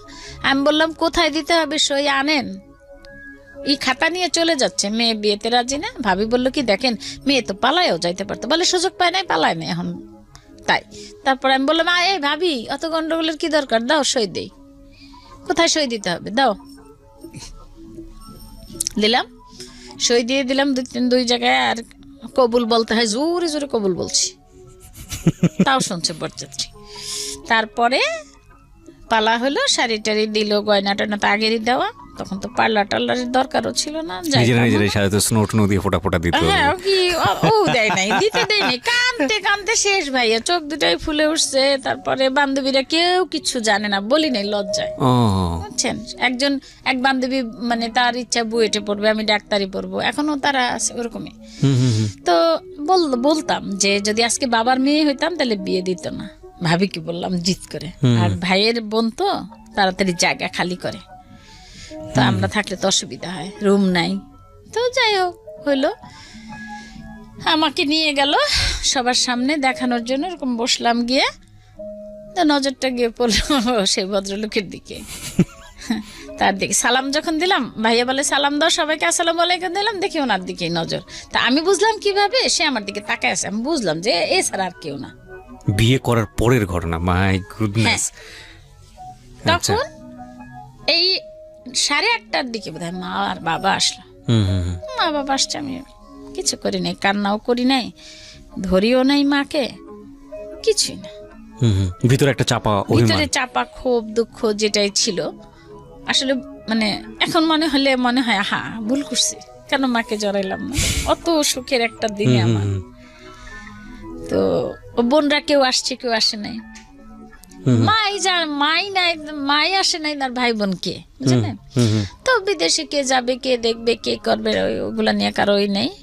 এখন হলো, বিয়ে হয়েছে, খাওয়া দাওয়া হয়ে গেল। যখন কবুল বলার আগ পর্যন্ত আর কেউ খায় নাই, যে বলা হলো সবাই উপরে কি প্যান্ডেল টানানো, এখানে খাওয়া দাওয়া করে বেশ 8:30টায় মা আসলো। 9:30টার সময় আমাকে আমার হাজবেন্ডকে দিয়ে বাসর ঘর সাজালো, আমার রুম যেটা ছিল আমার আর আমার ছোট বোনের, ওই রুমে বাসর ঘরে আসলো। আমার ভাবি আর আমার হাজবেন্ড কি কথা বললো জানি না। তো আমি বললাম যে আপনি কি আমার বাবার বাড়ি থেকে, আমার বাবার বাড়ির অনেক সম্পদ দেখে নিয়েছেন আমাকে? এটা প্রথম কোশ্চেন। প্রথম কিছুক্ষণ চুপচাপ ছিলাম, না ভাইয়া গহনা তো ওজন, ওই গহনা পড়তে পারি না, ওইগুলি খুলি, আর সব টাকায় আছে, সবগুলি ফুটা করে টাকায় আছে। ওই সাইড দিয়ে একটা দরজা আছে আমার, আচ্ছা আমার রুম দিয়ে একটা দরজা আছে বাইরে যাওয়ার। তো সবার চিন্তা, ভাইও একটু টিপ দিছে দেখো, তো সবার চিন্তা হলো যে আমি যদি ওখান দিয়ে বেরোই যে, তা আমি যখন সব খুলতেছি আমি আবার বলছি আমি এগুলি খুলি, আমার না এত ওজন লাগতেছে আর অস্বস্তি। ওই মানে 17 জানুয়ারি আমি ঘেমে যাচ্ছি। তো বলে, আমি বলছি এগুলো আমি খুলবো, জিজ্ঞেস করিনি কে, আমি তো বুঝি না যে তার পারমিশন লাগে কিছু। আচ্ছা ওয়ার্ড্রপের উপর খুলে টুলে রাখার পর এখন ভাবির চিন্তা, যদিও নাকফুল খুলে তাহলে দরজা ভেঙে ঢুকবে। আমি আর নাক ফুল খুলি নাই কেন তাও জানি না, ওটাও আমার বিরক্ত লাগতেছিল, খুলি নাই। যাই হোক ভাইয়া বসলাম দুজনে, একটা পুরুষ সম্বন্ধে কেন বিদ্বেষ ছিল, ঘরে ভাইরা ভালো, বাবা ভালো, কিন্তু কেন যেন একটা বিদ্বেষ ছিল। আসলে বয়সটাই তো হয়নি, ছোট মানুষ। এখন ওই ভদ্রলোক এত ভালো, এখন তো আমার স্বামী এত ভালো, আমি জিজ্ঞেস করলাম কি একটা কথা বলবো, ভয় লাগে না? বলে কি বলো না, বলেন বলছে না, বলোই বলছে। তা আমি বলছি কি আপনি কি আমাদের অনেক সম্পদ দেখে বিয়ে করছেন, বাড়ি টাড়ি কিচ্ছু কিন্তু পাবেন না। আপনি যদি, আমি না দেখি কি চারিদিকে এই নিয়ে গন্ডগোল হয় ভাইয়া, এসব নিয়ে মারামারি ফাটাফাটি হয়, এই এনে দে বাপের বাড়ি থেকে আনবি, এই বাড়ি ওই বাড়ি অনেক মারামারি, আর এই যৌতুক ফৌতুক একটা নিয়ে একটা হয়। তা আমি বলছি কি এই যদি হয় তাহলে না আপনি কিচ্ছু পাবেন না, যদি আপনি নেন আমি কিন্তু নেব না। এখন হাসে বলে কি বসো, মানে দেখি একটু একটু করে কাছে আসে, আমি তো ভয়ে অস্থির। এখন বলে কি ভয় পায় না, শোনো আমি কিচ্ছু নেইনি, তোমাকে দেখে আমার পছন্দ ছিল, আর একবার দেখার ইচ্ছা ছিল, আমি একটা মেয়ে চাই। আমি গ্রামে গেছিলাম উপজেলা চেয়ারম্যানের মেয়ে দেওয়ার জন্য, আমাকে সবাই আটকায় রাখছিল যেদিন তোমার এখানে প্রথম ওই যে আমার সিঁড়িতে দেখা হয়েছে, তখন আমি ওরকম ছিলাম। দেখলাম কি বাসর ঘরে তাকে সম্পূর্ণ ভিন্ন, ডায়মন্ডের মতো জলে। সে বললো যে দেখো আমার আরেকবার ইচ্ছা ছিল, দেখতে পেলাম না, ওকে নো প্রবলেম, আমার তোমাকে পছন্দ হয়েছে। আমি আস্তে আস্তে একটু তাকায় দেখি ভালোই লাগে। ওকে, তো বললাম যে শুনেন আপনি না আমাকে ধরতে পারবেন না, একটু কাছে আসে তো, আপনি আমাকে ধরবেন না। হ্যাঁ, তো বলি কি না ধরবো না তো, তা গল্প করবো। তা আমি বলছি আমার না, বলছে তোমার মানে, আমি বলছি আপনি কাউকে ভালোবাসতেন বিয়ের আগে? বলে কি না। আমি বলছি কি ঢাকা ইউনিভার্সিটি থেকে মাস্টার্স করছেন, তারপরে কত জায়গায় ঘুরছেন, প্রেম করেন নাই? বলে কি না প্রেম করিনি, কাউকে ভালো লাগে নাই, কেউ দেখি বয়স্ক, কেউ দেখি বুড়ো, কারো দেখি আর একজনের সাথে সম্পর্ক, কেউ দেখি ওই ফুড ইন্সপেক্টরের লোভে বিয়ে বসতে চায়, কেউ দেখি বাবারা অনেক কি করে, আবার আমার ভাই আবার একটু কারো কাছে কিছু চায় যে আমার এরকম একটা ভাই, তার জন্য অনেক কিছু দেওয়া যায়, এই করে করে না আর হয়নি নিল, এরকম করেই বলতেছে। ও আচ্ছা। তো গল্প করতে করতে আমি আবার আমার একটা ফ্যামিলির গল্প আছে, সেটা আমি নাই বলি, মানে খুব কাছের একজন, তার একটা ফ্যামিলি ট্র্যাজেডি আছে, ওইটা বলতে বলতে বলতে বলতে আমরা ফজরের আজান দিল, আমি তাড়াতাড়ি রুম থেকে বেরোয় গিয়ে আস্তে করে ডাইনিং টেবিলে বসে আছি। দেখলাম কি জানেন, সারাটা ওই হুড়মুড় করে সবাই সারাটা রাত ওইখানে ছিল, মানে হুড়মুড় করে সবাই ওখান থেকে বাক্স। আমি গিয়ে আস্তে করে এরকম, মানে আমার মা এসে পাশে বসছে নামাজ পড়ে, মা বলতেছে কি, তখন মাকে জড়াইতে রে কান্না করছে। বললাম মা আসলেন তো শেষে? বলছে দেখ পাশের বাড়ির এক লোক দিয়ে, পাশের বাসার তোর অমুক ভাইয়ের বন্ধুর ভাইরে দিয়ে আমাকে খবর দেওয়াছে, কি আসা যায় শোনা, এরকম করে। যাই হোক ভাইয়া গেল, বিয়ে হলো 85 17 জানুয়ারি আমার সাথে, ব্যাস দিনে খাওয়া দাওয়া এই সেই, পরে ওই যে কি জানি বলে, তারপরে আবার আর এক রাত কেটে গেল গল্প করে, পরের দিন আমরা আবার চাংপাই তখন নতুন খুলছে চাইনিজ রেস্টুরেন্ট মগবাজারে, খাওয়াতে নিয়ে গেল।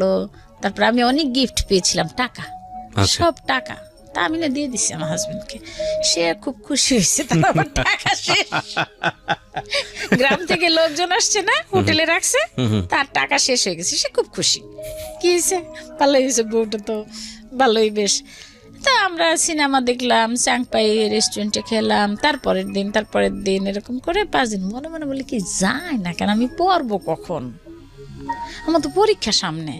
সেই আবার বললো নিল আর এবার আর বেশি থাকবো না, পরের বার এসে থাকবো। মনে মনে কিন্তু আসিস না। তো আচ্ছা ঠিক আছে, আমাদের সে চলে গেল। ফার্স্ট আমাকে একটু আদর করে গেল, এই ফার্স্ট আমাকে সে ধরলো, আমিও কিছু বললাম না, ভালোই লাগছে। এই চলে গেল তো সে খুলনা গেল ফোন করতো, এখন ফোন ধরতে অসুবিধা নেই, এখন সব অনেক ফ্রিডম। এখন বলে ফোন ধরলে কথা না বললে বলে কে, বলে দাদু আমি, আচ্ছা দাদু বলে, বলে কি আচ্ছা নীলু, আচ্ছা তুমি ধরো এখন থেকে ফোন। আমি বলি পড়ি তো, 3 তলা থেকে আসবো ফোন ধরবো, তো বলে প্যারালাল লাইন দেই। আমি বলছি, না না না না দরকার নাই। যাই হোক ভাইয়া 21শে ফেব্রুয়ারি আবার এসে সে আমাকে নিয়ে গেল ইসে বলে ভাইয়াকে নিয়ে গেল খুলনা, কোয়ার্টার পেয়েছে, আচ্ছা অফিসার্স কোয়ার্টার। তো নিয়ে গেল খুলনাতে, আমার লাইফ শুরু হলো। এই কয়দিন আমরা নতুন আলাদা, একটা জীবন। কিন্তু আমি কলেজ থেকে স্কুল থেকে এসে খুঁজতাম, দূর থেকে বারান্দায় দেখা যেত নতুন কোনো কাপড় শুকা দিল কিনা কেউ, তো তাকে খুঁজতাম মনে মনে, ভালো লাগতো, খুব মায়া লাগতো, আসতো দেখতাম। মানে একটা জিনিস যেটা হচ্ছে যে আপনার লাইফে প্রেম এসছে আসলে বিয়ের পরে, হাজবেন্ডকেই ভালোবাসা, সেই আপনার জীবনের সবচেয়ে স্বপ্নের পুরুষ বা মনের মতো মানুষ। জি হ্যাঁ, এবং আমি দেখলাম যে এত ভালো হয়, ভাইয়াদের তো রাগ আছে, ভালো ভাইয়ারা কিন্তু রাগ আছে কেন যেন, তাকে মনে হইলো মানে এত ঠান্ডা, এত ভদ্র, এত এত অমায়িক, এমন মানুষ হয়। তারপরে যাই হোক, আমি তাকে যাওয়ার সময় শুধু, সে যখন আমাকে আদর করছে আমি বলছি তুমি ভালো অনেক না, শুধু এতটুকুই বলেছি। তারপরে হাসলো, হাসলে মনে হয় কি মুক্তা ঝরতো তার মুখ, তার দাঁত এমন ছিল, বাবা, মানে ডায়মন্ড বসানো ছিল মনে হয়। তো ওইগুলি সব আমার মানস পটে আঁকা, আর ভালো লাগে না পড়াশোনা। বই খুলি তারে দেখি, কলেজে যাব 5 টাকা ভাড়া রিক্সায়, 10 টাকায় উঠে যাই, আসবো 15 টাকায় উঠে যাই, কারণ যদি গিয়ে দেখি একটা নতুন লুঙ্গি ছড়ানো। লুঙ্গি ছড়ানো বলতে আসলে লুঙ্গি সে এসে গোসল করবে না, আচ্ছা আচ্ছা, গোসল করলে বারান্দায় লুঙ্গিটা দিবে, ওকে, তো নতুন লুঙ্গি কার হবে? ও মানে সেই মানুষটা আসছে এরকম একটা, এরকম। আচ্ছা ওকে, আমি মানে আশা করতাম যে সে চলে আসবে। তো যাই হোক, আসার আগে বলে নাই 21শে ফেব্রুয়ারি আমি আমার বোন সিনেমা দেখতে যাচ্ছিলাম, পথে আমার নজর তো এটা দেখছি, স্কুটার ছিল তখন, স্কুটারে একটু দেখেছি, আমি বলছি আপা রিক্সা ঘোরা, বোনদের বলছে মেজো বোন রিক্সা ঘোরা, আমি বলছি কেন, হচ্ছে আসছে, আপা বুঝে গেছে। এসে দেখলাম সে উঠতেছে, আমরা উঠি মোহাম্মদপুরের বাসায়। তো বললো কি আমি নিয়ে যাব, একটু খারাপ লাগলো, ভালো লাগছে, যাব কিন্তু পরীক্ষা, বললো কি এসে পরীক্ষা দিবা, আমার এখানে পড়বা। ভাইয়া নিয়ে গেল অনেক, এর মধ্যে কিছু কাহিনীগুলো বলার দরকার নেই, সে গিয়ে সে আমাকে পড়াইতো। আচ্ছা, সে পড়াইতো রাত জেগে, সারাদিন চাকরি করতো, আবার এসে রান্না, একটা মহিলা রেখে দিল হেল্পের জন্য কোয়ার্টারে, সব কাজ আস্তে আস্তে ভাইয়ার মানে টাকা টুকা দিছিল টিভি কেনার জন্য, একটা টিভি আনলো ঘরে, তারপরে ফ্যান ট্যান কি যাবতীয় একটা সংসার সাজাতে যা লাগে টুকটুক করে একটু একটু আমরা বাইরে গিয়ে গিয়ে কিনে নিয়ে আসতাম, থালা বাসন, মানে একটা লুসনি থেকে শুরু করে সব কিছু কেনা লাগলো। তো আর একটা মহিলা ঠিক করলো, ও কাজ করে দিয়ে যায়, মাছ কুটে টুটে দিয়ে যায়। একদিন ও আসে নাই, মাছ করছিলাম, তো এখান দিয়ে মাছ হাত ফেরে গেছিল, ইঞ্জেকশন লাগছে দেয়া। তো ভাই বোনের মধ্যে ভাইরাই তো কাজ করছে, কাজ করিনি। তারপরে ওই দিনের পর থেকে সেও প্রতিজ্ঞা করলো যে আর কাজ করবা না, শেষ, মানুষ রাখলো। আর মাছে এমন পানি দিতাম, আলাদা ঝোল জাল দিতে, আলাদা ঝোল জাল দিতে, মাছ তুলে রেখে জলগুলি জাল দিয়ে কমো, কারণ মাছ থাকলে তো সিদ্ধ হয়ে যাবে, গলে যাবে। লাউয়ে পানি দিতাম আর তুলি। তো 2 দিন দেখে আমাকে আবার ওই মহিলা খুব আদর করতো, বলতো বউ বউ বলে ডাকতো। আমি আবার বলতাম কি চাচি, আমার না এই নাই, শ্বশুর শাশুড়ি নাই, আমার না বউ শুনতে ইচ্ছা করে, তুমি আমাকে বউ বলো। তো বলতো যে বউ এই লাউ এখন সরান, লাউ উঠান, এরকম করে যায়।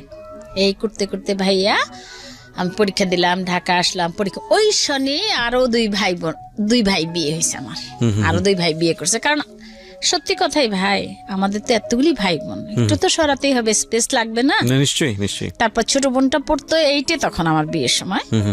আর তারপরে বিয়ে করলো, আরেক ভাই বিয়ে করলো জুনে, আরেক ভাই বিয়ে করলো 28শে নভেম্বর। তো আমি সবগুলিতে অ্যাটেন্ড করতে পারলাম না। জুনে যে ভাই বিয়ে করছে সে সময় আমি ঢাকাতে লালমাটিয়ে পরীক্ষা দিই। আচ্ছা, তখন তো ওই যে এপ্রিলে শুরু হইতো পরীক্ষা, জি। তো প্র্যাকটিক্যাল দিতে আর ইচ্ছা করে না, চলে যাবো তার কাছে, প্লেনে আসতাম যশোরে। তা যাই হোক কোনো রকম দিলাম, সেকেন্ড ডিভিশন পেলাম। তো বললাম আমার এনাফ। আবার লালমাটিয়াতেই ভর্তি করলো যে তুমি তো লালমাটিয়া যাবাই, মানে ঢাকা যেতেই হবে, লালমাটিয়ায় ভর্তি হও। ইন্টারমিডিয়েট পাস করলাম 85, 86, 87, 1 বছর বোধ হয় 87-তে। 88-তে কি আমার মেয়ে আসলো আমার পেটে। আচ্ছা, আসলো 88। আপনার প্রথম সন্তান, প্রথম মেয়ে। আর সে ভাই তো অনেক কষ্ট হলো মেয়ে। যাই হোক মেয়ে হওয়ার পরে মেয়েটা হয়তো অনেক মানে 12 পাউন্ড ওজন হয়েছিল নর্মাল। তো সেই দিনে তো আর সিজার সহজে করতো না। তো ইচ্ছা ছিল ঢাকায় টিএ চৌধুরীর কাছে, কিন্তু সে বলতেছে না আমার বেবি আমার কাছে হবে, তুমি কি বলো? আমি বলছি আমারও ভালো লাগে না, তোমার কাছে থাকবো। খুব আদর করতো ভাইয়া। মনে হয় যেন কি বলবো, মানে আমার ভাবিরা বলে যে কি বলবো, যে মাথায় করে রাখবো না, ননির পুতুল বলতো। নীলু হলো ননির পুতুল। আসলে আমি এত চঞ্চলে যে এখন এত কথা বলি, কথা বলতাম না। ওই যে বললাম যে বাপের বাড়িতে রেস্ট্রিক্ট বোকা ছিলাম, কথাও নাই। ওই বোনরা যা করতো ওই দেখে দেখে তাই করতাম, নিজের কোনো মতামত নাই। পড়াশোনাটা করতাম খুব, পড়তে কাজ না করে পড়তাম, যদি কাজে বলতো দৌড়াইতাম পড়তে। তো ওই যে আহ্লাদটা পেয়েছি ওইখানে গিয়ে একটু হয়েছি, একটু জেদি হয়েছি, একটু রাগী হয়েছি। এখন দেখি কিছুটা অত্যাচারও করি হাজবেন্ডকে, কারণ ওই যে এটা স্বাভাবিক, যেটা প্রশ্রয় পাইলে যা হয় আস্তে আস্তে। কিন্তু মেয়েটা পেটে আসলো পর থেকে রাগটা বাড়লো, তো বুঝতে পারে, মনে করছে কিচ্ছু খেতে পারতাম না, নাক দিয়ে সব বেরোয় যেত, মুখ দিয়ে রক্ত এসে যেত, স্যালাইন ট্যালাইন দিয়ে। যাই হোক হইলো মেয়েটা, এত বড় মেয়ে, ডাক্তার বাদশাহ মিয়া, উনিও ভালো গাইনিকোলজিস্ট। মা ছিলেন 29 দিন আমার কাছে। আচ্ছা, এই প্রথম মেয়ে কোনো মেয়ের বাড়িতে।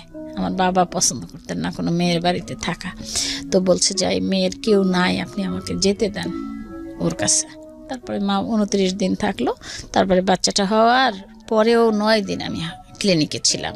তখন এখন তো সিজারেই 3 দিন থাকে, তখন 9 দিন ছিলাম। অনেক কষ্ট হয়েছে, অনেক।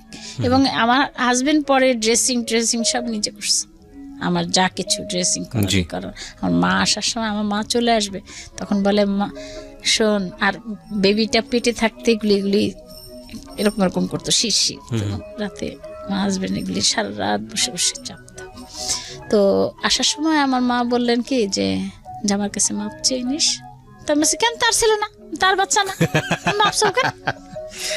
যদি মারাঠারা যায় আর কি, কাস্টমস ছিল সেই সময়। আবার বলতেছে আমার হাজবেন্ড শুনছে তো, বলে মা কি বলে, আমি সে তোমার কাছে মাপ চাইতে বলে কি মা ও যে কষ্ট করতেছে, মা ওর তো আমার ইচ্ছা হয় নিয়ে ঘুরি মা।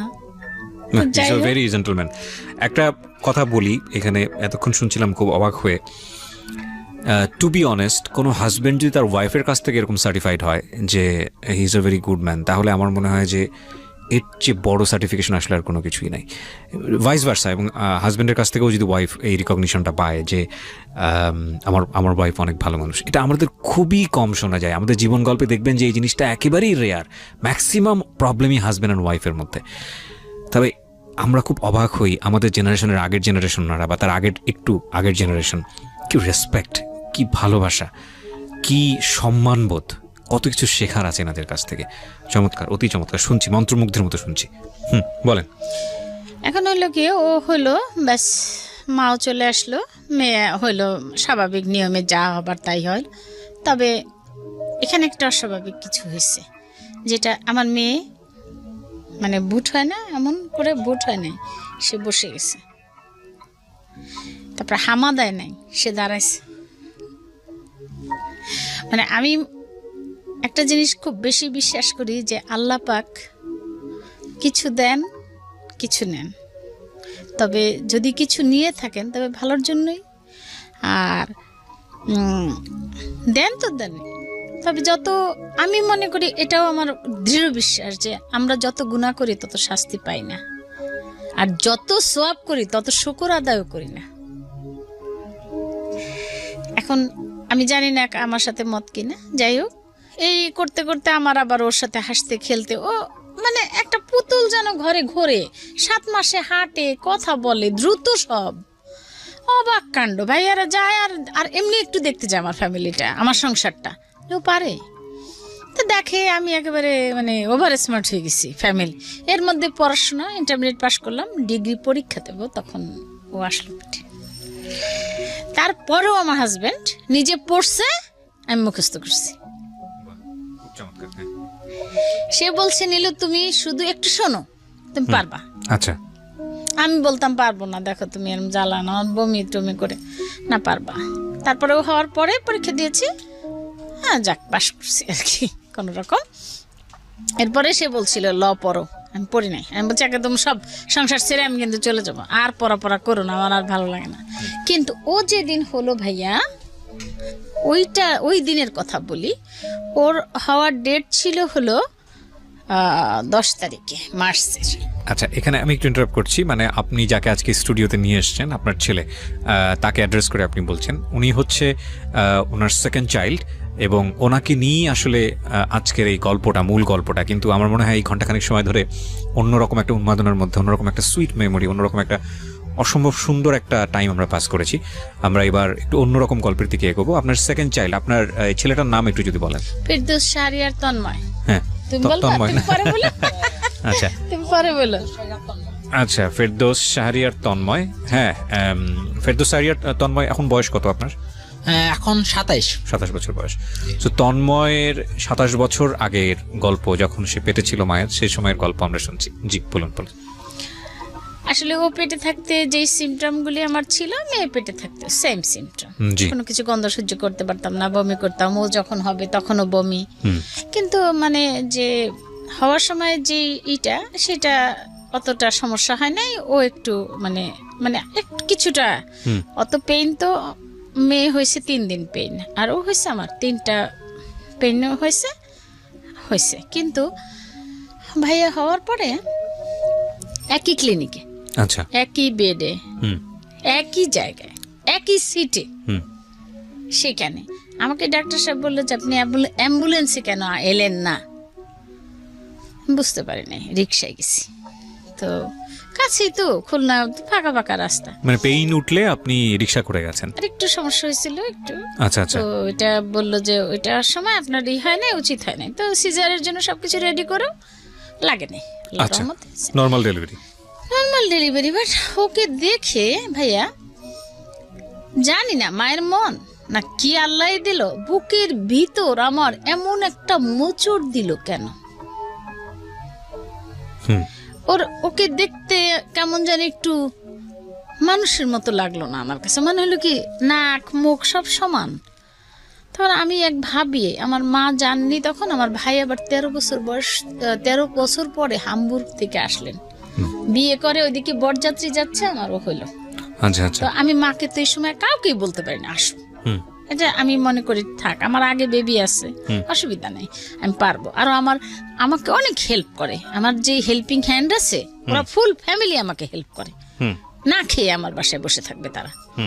এখন ও হলো পরে ওর ট্রেতে দেখে আমার না শুধু হু হু করে আমার কান্না আসতেছে। আমি ভাবিকে পাশের এক ভাবি নিয়ে গেছে, আমি বলছি ভাবি, ওর বাবা তো বাইরে, আমি বলছি ভাবি দেখেন তো সব ঠিক আছে, হাত পা মাখ, হ্যাঁ দেখেন। আমি বলছি ভাবি ছেলে, হ্যাঁ। খুশিতে তো আমি মানে একদিকে খুশি, কিন্তু আরেকদিকে ভাইয়া বুকের ভিতর খামচায় কেন। আর কিছুক্ষণ পর থেকে শুরু করলো কান্না। বাচ্চা তো কান্না করবেই, কিন্তু কান্নাটা না অস্বাভাবিক কান্না। এই মানে খিচুনি উঠলে যেরকম কান্না, খিচুনি কখন দেখেছেন আপনি? আমি জানি না খিচুনি দেখেছেন কিনা, এমন বাঁকা হয়ে যায় মানুষ, মানে ধনুষ্টঙ্কার রোগীর মতো। হ্যাঁ, এরকম পিঠটা এমন হইতো, আর পা আর মাথাটা এরকম থাকতো ট্রেতে। ও ঠিক ওই খিচুনির মতো একটাই হইতো কান্না। তো রাত ভোর ওর বাবা আবার ওর বোনটাকে নিয়ে আসলো, এশা, মেয়ের নাম এশাকে আনলো, আমার ভাই হয়েছে। সে এসে কোলে নিল ওরে, কিন্তু ওরা চলে গেল। আমি সারা রাত আর ঘুমালাম না, ফিডিং করে না সে, নার্সটা এত চেষ্টা করতেছে, তা করে না, কান্না কান্না কান্না। 3 দিনের দিন আমি চলে আসলাম হসপিটাল থেকে। তেমন আর সমস্যা হয় নাই আমার। মেয়ের সময় যা হয়েছিল ওর সময় হয় নাই। ও হয়েছে 10.5 পাউন্ড, কিন্তু আমার কোনো সমস্যা হয় নাই আল্লাহর রহমতে। বাসায় আসলাম, কিন্তু ভাইয়া মন তো মানে না। বাসায় আসার পর থেকে দেখলাম কি ওর পেটের এই চামড়াগুলি আস্তে আস্তে আস্তে আস্তে ফাটা ফাটা ফাটা ফাটা। মার্চ মাসে কিন্তু গরম, শীত শীত ভাব, তখন শীত থাকতো। 91-তে না শীত ছিল, তো এরকম এরকম চিট ধরে ফেটে ফেটে গিয়ে রক্ত মুখোমুখো হয়ে গেছে। আচ্ছা, তুই রক্ত মুখোমুখো কেন হলো? ওর বাবাকে আমি বললাম, তুমি যাবা ডাক্তারের কাছে নাকি আমি যাব? আমি কিন্তু যাব, আমার তো আছে, প্রবলেম আছে। এখন সে বলছে না না না তোমার লাগবে না। আর এক ভাবিকে নিয়ে সে কখনো কোনো মহিলাদের কথা বলতো, কিন্তু ওরকম মানে ওরকম তাকানোর মানে কে কিরকম এও আমি মনে হয় সে কোনোদিন দেখেনি তার আমি ছাড়া। নিখুঁতভাবে কাউকে দেখার তো প্রশ্নই ওঠে না। আমার মাকে দেখেছে, আর তার মা বাবা সেটা আলাদা, আমি সেটা আমিই দেখি নাই তাদের। তো ওরে নিয়ে আর এক ভাবিরে নিয়ে এক রিক্সা চলে গেল। আমি বলছি আমি যাব, চলে গেল। গিয়ে ডাক্তার কামরুজ্জামান একজনই ছিল শিশু স্পেশালিস্ট, তাকে দেখালো। বলল যে অসুবিধা নেই, একটু বেশি করে অলিভ অয়েল দেন, বাইরের তেল টেল ওসব দিয়ে না। আমি তো মানে আমি ছেলে হবে আমি জানতাম না, কিন্তু আশা করছি একটা ছেলে হইতো তাহলে আমি পরে আর বাচ্চাটা নিতাম না, 2টা মানুষ করি। এই যাই হোক, ছেলে ওই কিন্তু আমি ওর ভিতরে কোনো স্বাভাবিক কিছুই দেখি না। সারা রাত চিৎকার করে। ওর বাবা কতক্ষণ নেয়, আমি কতক্ষণ নেই। আমি আমার নিচে সেলাই আছে অনেক, সেইগুলি নিয়ে আমার কত বসতে করতে অসুবিধা। আমার হাজবেন্ড একদিকে আমাকে ড্রেসিং করে, মেয়েটা অসহায়ের মতো থাকে, মেয়ের দিকে তাকাতে পারি না। ও তো ছোট একটা মেয়ে, 3.5 বছর তার বয়স। এই ভাইয়ের জন্য সেও ঘুমের থেকে উঠে তাকায় থাকে। ওর পাশে আমি যে একটা মেয়েকে ঘুমাইতে দেই ওর সাথে, সেও উঠে বসে থাকে, তোমরা ঘুমাও। এই করতে করতে ছেলে বাড়তেছে। আমি ঢাকা নিয়ে এসেছি, ডাক্তার টি চৌধুরী এমআর খান সাহেবকে দেখালাম। তারা বলে কোনো সমস্যা নেই, কোনো সমস্যা নেই। আপনি কি ফার্স্ট মা? আপনি তো পাগল কেন? আপনি পাগল, এতে ছেলে স্বাভাবিক। ওকে, আসলাম, আবার চলে যায়। ভাইয়াদেরকে বলি, একটু একটু বলতে সাহস পাই না বেশি, কিন্তু ওর বাবাকে বলি। ওর বাবাকে জ্বালায় শেষ করে দেবে রাত দিন। তুমি আমার জানো না আমার ছেলের সমস্যা, আমার ছেলের সমস্যা আছে, আমার ছেলের সমস্যা আছে। না, সে স্বীকার করেই না। সে বলে যে কেউ স্বীকার করে না। সে বলে দেখো নীলু, তুমি করো না, সমস্যা আছে, তুমি কি করবা করো, আমার যতটুকু অ্যাবিলিটি আছে তুমি তাই। ভাইয়া ফুড ইন্সপেক্টর, সে সময় তো বিয়ে দেওয়ার জন্য মানুষ পাগল, কিন্তু আসলে কিসের জন্য পাগল সেটাও জানি। ছেলে ভালো, পড়াশোনা, ঘর ভালো, বাড়ি গাড়ি, মানে ঢাকায় বাড়ি না থাকলে গেছে, অনেক ধন সম্পদ, কিন্তু আসলে হলো ফুড ইন্সপেক্টর। মনে করে না জানি কত টাকার অনেস্ট, ওই 2 নম্বরই ব্যাপার স্যাপার থাকে। হ্যাঁ, কিছুই না, কোনো কিছু, সে কিছু না, সে সলিড বেতন। বলছি নিল আরেকটা আছে তাদের সরকারি একটা নাকি পার্সেন্টেজ আছে, ওগুলো আমাকে বলতো না। একটা সরকার নাকি দেয় 100 টন গেলে এই দেয়, মালটাল গোডাউনের মালটালের ব্যাপার আছে, এটা সরকারি পাওনা, এটা তার ন্যায্য পাওনা। তো বলতো কি নিল আমার যা আছে ওইটুক দিয়ে তুমি ওরে যা পারো করো। আমি ওরে নিয়ে ঢাকা আসতাম, ওই মেয়ে খুলনা রেখে। এই করতে করতে আমি 95-তে আমি বললাম আমি ঢাকা থাকবো, খুলনা থাকবো না, তুমি থাকো। আমি ছেলে মেয়ে নিয়ে চলে আসছি। ঢাকায় এসে বাসা ভাড়া নিলাম, ডাক্তার দেখাবো, স্কুলে ভর্তি করবো। গেলাম সুইট বাংলাদেশে। আচ্ছা, সুইট বাংলাদেশ সিম্পটম কি দেখেছিলেন ওই সময়টাতে? আপনি নিজে সিম্পটম কি দেখলেন যেটা দেখে মনে হচ্ছে? দেখলাম যে ও শুধু জিদেই করে, মাথা ঠুকায়, আর যা মানে বলতে পারে না, কিছু কথা বলে না। আচ্ছা আচ্ছা, কথা বলবে না কেন? আমার ছেলের এত বছর বয়স হলো, 14 মাসে সে বলছে কি কি কি কি সারাক্ষণ, আর কান্না, গড়াগড়ি, চিৎকার। আমি শুকাই এমন হয়ে গেলাম ভাইয়া। সবাই বলতো কি হয়েছে, কি হয় গ্রামে বলে সুতিকা মতিকা এরকম একটা কিছু বলে যে এরকম কিছু হয়েছে নাকি তোমার। আমি ওই কারো কথায় কোনো পাত্তা দিতাম না। আমার জগৎ হয়ে গেল ভিন্ন। কিসের খাওয়া, কিসের পড়া, কি করব, ফিডিংও করতো না। মুখ দিয়ে জোর করে চামচ দিয়ে ঢুকাই দিতাম, খেত না। ভিতরে যে ভাই আমার জ্বলে পুড়ে যাচ্ছে, আমার কি ছেলের স্বাভাবিক না, কিন্তু কি তাও আমি বুঝি না, সমস্যাটা কেউ বুঝিও না। আর আমার ভাইরা ঢাকা আসলে বলতো কি বোকা, তো বোকারা একটু বাচ্চা কাচ্চা নিয়ে এরমই করে। নিলাম আলাদা বাসা, ভাইরা সব তখন বাইরে, 2 ভাই মাত্র বাংলাদেশে, গ্রামে থাকে বেশি, ঢাকা শহরের জমি জমা দেখাশোনা করে, আর কারো কোনো পাত্তা দেই না, আমার যা মন চায় আমি তাই করি। ওরে নিয়ে এই ডাক্তার ওই ডাক্তার, আর স্কুলে ভর্তি করলাম, লালমাটি স্কুলে ভর্তি করলাম। পরে আমার বাপের বাড়ির সাথেই লালমাটি স্কুলে ভর্তি করলাম।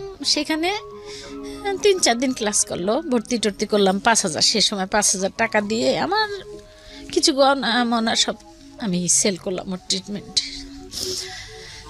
তো ওই ভর্তি করলাম স্কুলে 5,000 টাকা দিয়ে। তখন বললাম কিন্তু যে আমার ছেলেটা না এরকম, প্রতিদিন গেলে দেখতাম কি আমার ছেলের এখানে আঁচড়ের দাগ, পিঠে, মাথায়, এই কানের এখানে, এখানে, এইদিকে রক্ত।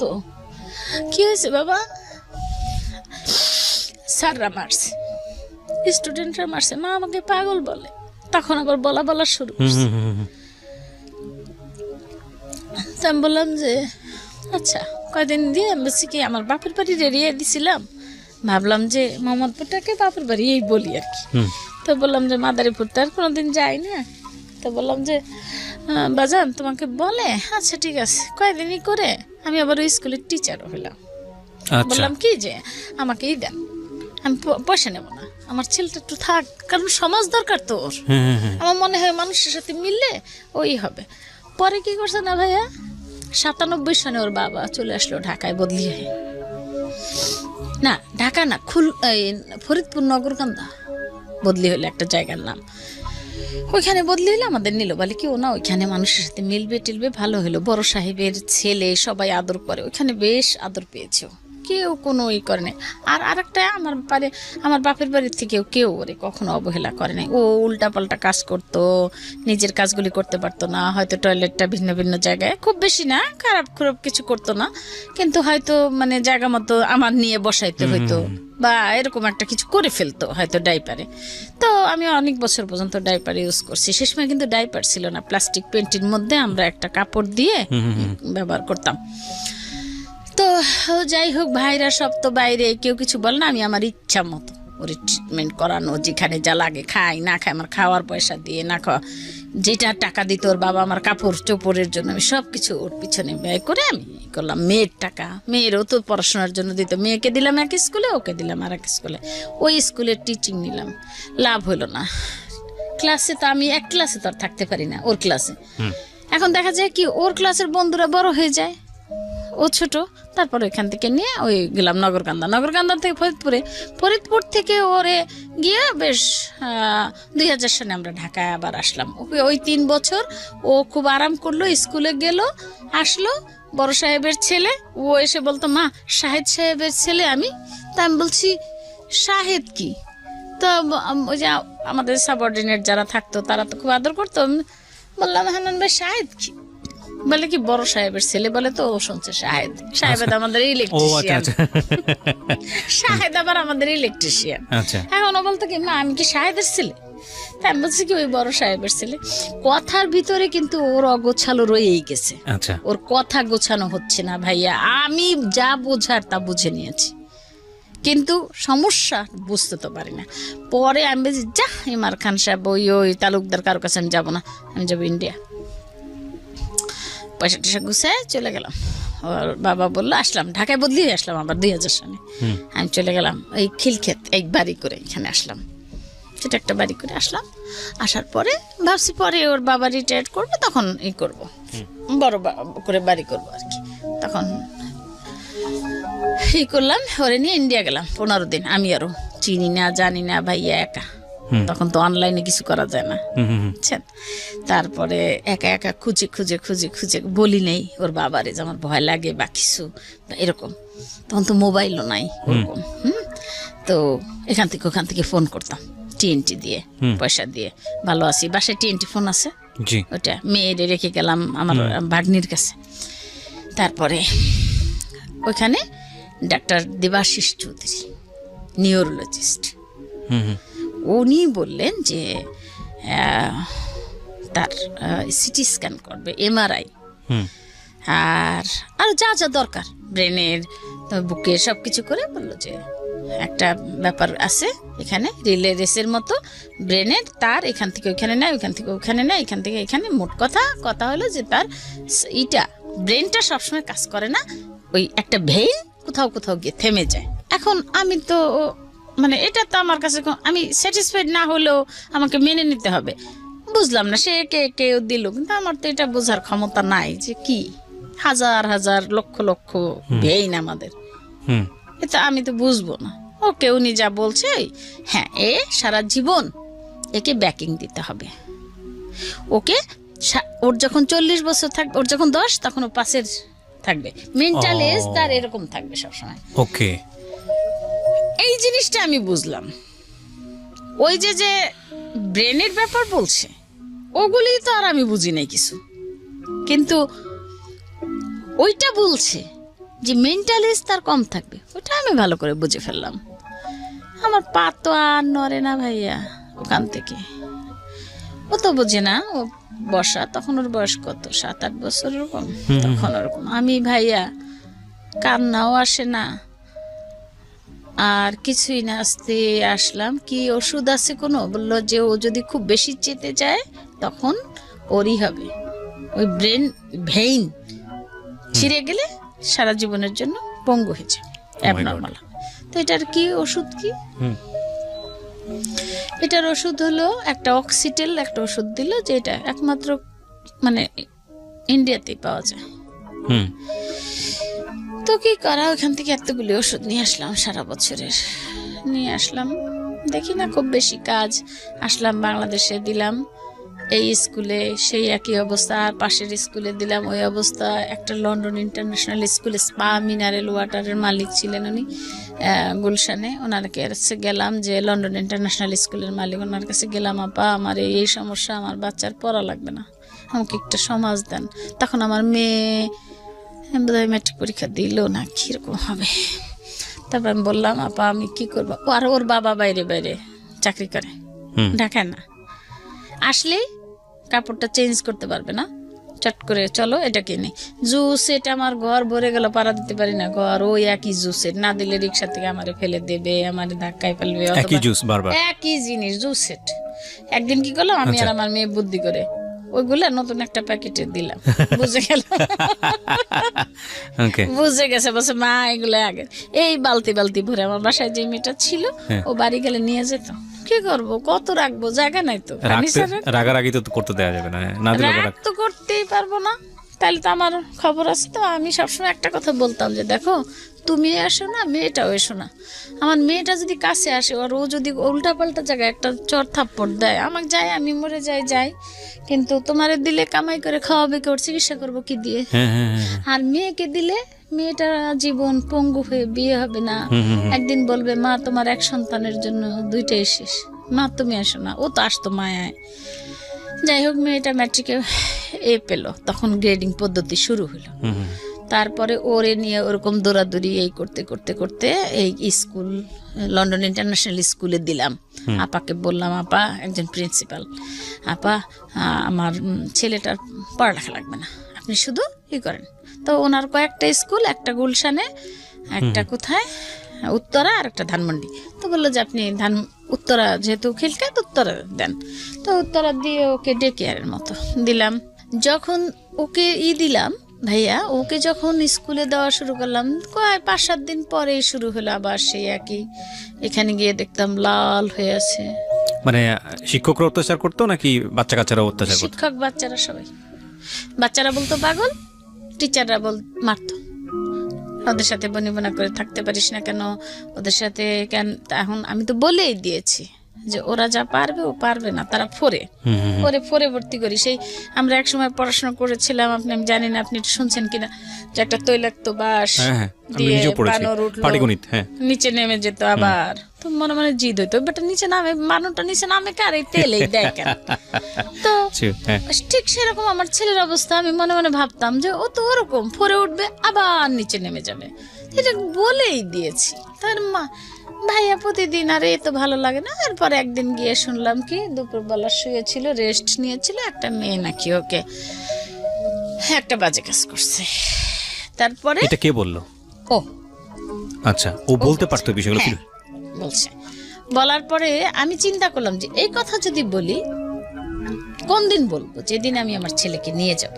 কারণ এটা বললে আলটিমেটলি ওকে বলবে যে আপনি নিয়ে যান। এক্স্যাক্টলি।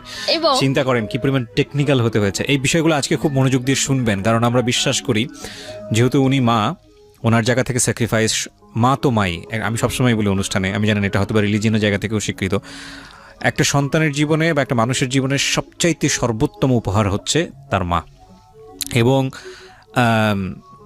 মার জায়গা থেকে একটা সন্তান যাই হোক না কেন, আর কেউ না থাকুক, মা থাকবে, এটাই সত্য। কিন্তু আমাদের সমাজে সব কিছু মিলিয়ে একটা মানুষকে, একটা বাচ্চাকে বড় হতে হয়। এবং এই যে ওনার যে ফাইটটা বা আজকে যে গল্পটা আপনার শোনা শুরু করলেন মাত্র, আমি বিশ্বাস করি বাংলাদেশের অসংখ্য মা এরকম ডিফারেন্টলি, যারা অ্যাবল, আমরা বলি ডিসেবল, আমরা বোঝার জন্য বলি প্রতিবন্ধী। তো এই যে কমিউনিটিটা আছে, ইটস আ লার্জ কমিউনিটি সারা ওয়ার্ল্ডে, বাংলাদেশেও একটা বৃহত্তর কমিউনিটি, বিভিন্ন শ্রেণীতে বিভিন্ন পর্যায়ে আছে।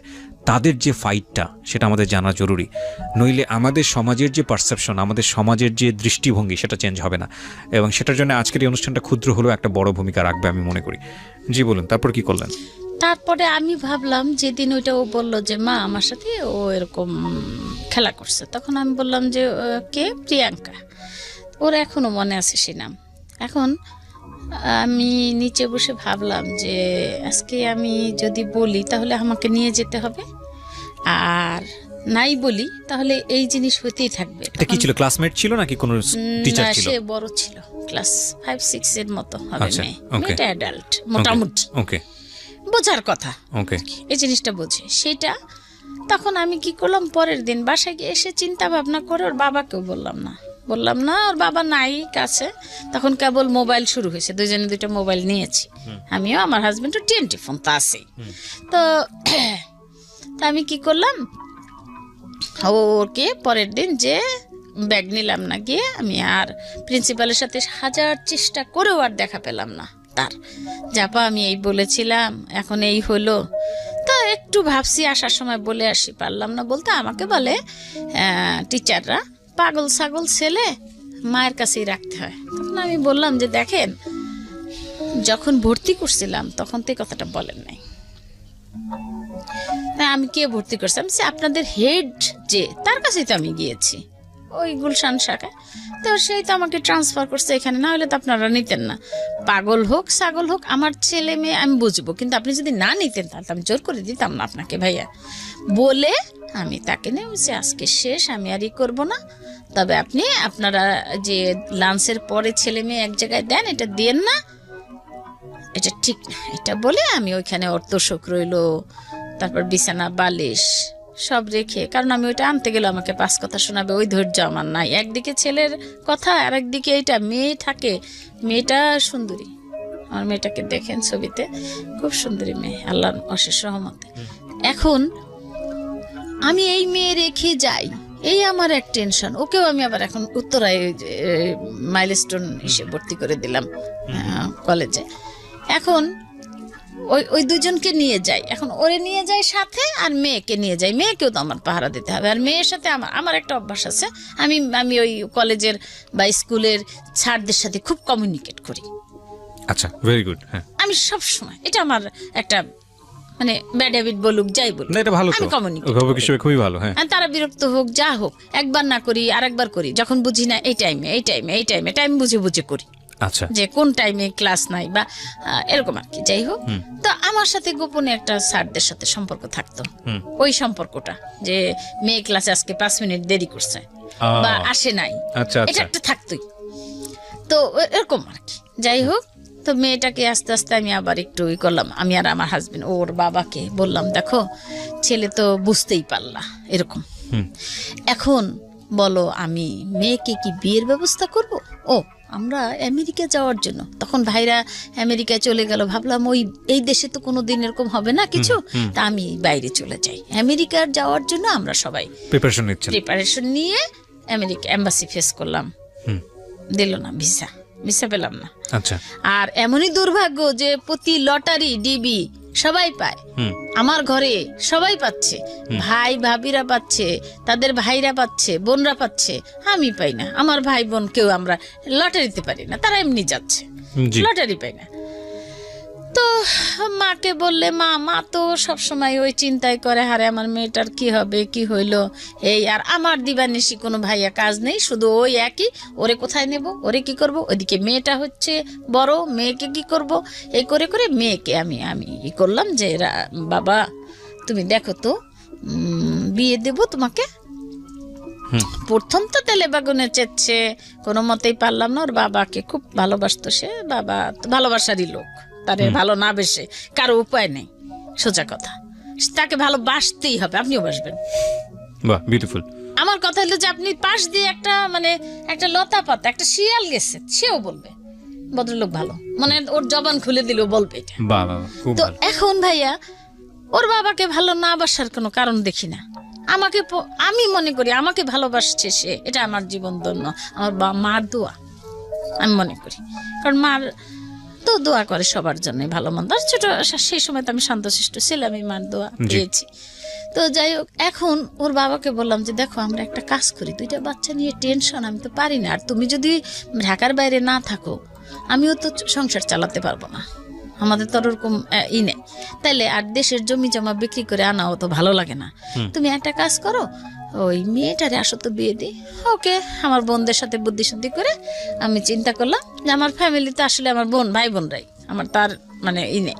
তো আমার চাচাতো ভাইয়ের ছেলে আবার বাইরে থাকে, আমার ভাইও বাইরে থাকে, ওরা আবার দেখছে লন্ডনে, আমার ভাই ওই ছেলেটাকে দেখে পছন্দ হয়েছে, পড়াশোনা করছে, তারপরে আবার পাশে থাকে, পাশের ফ্ল্যাটে ভাইয়া, ও দেখে তারপর ফ্রান্সে সেটেল হয়েছে। আমার ভাই আবার ফ্রান্সে বেড়াতে গেছে, দেখছে ছেলেটা খুব সুন্দর।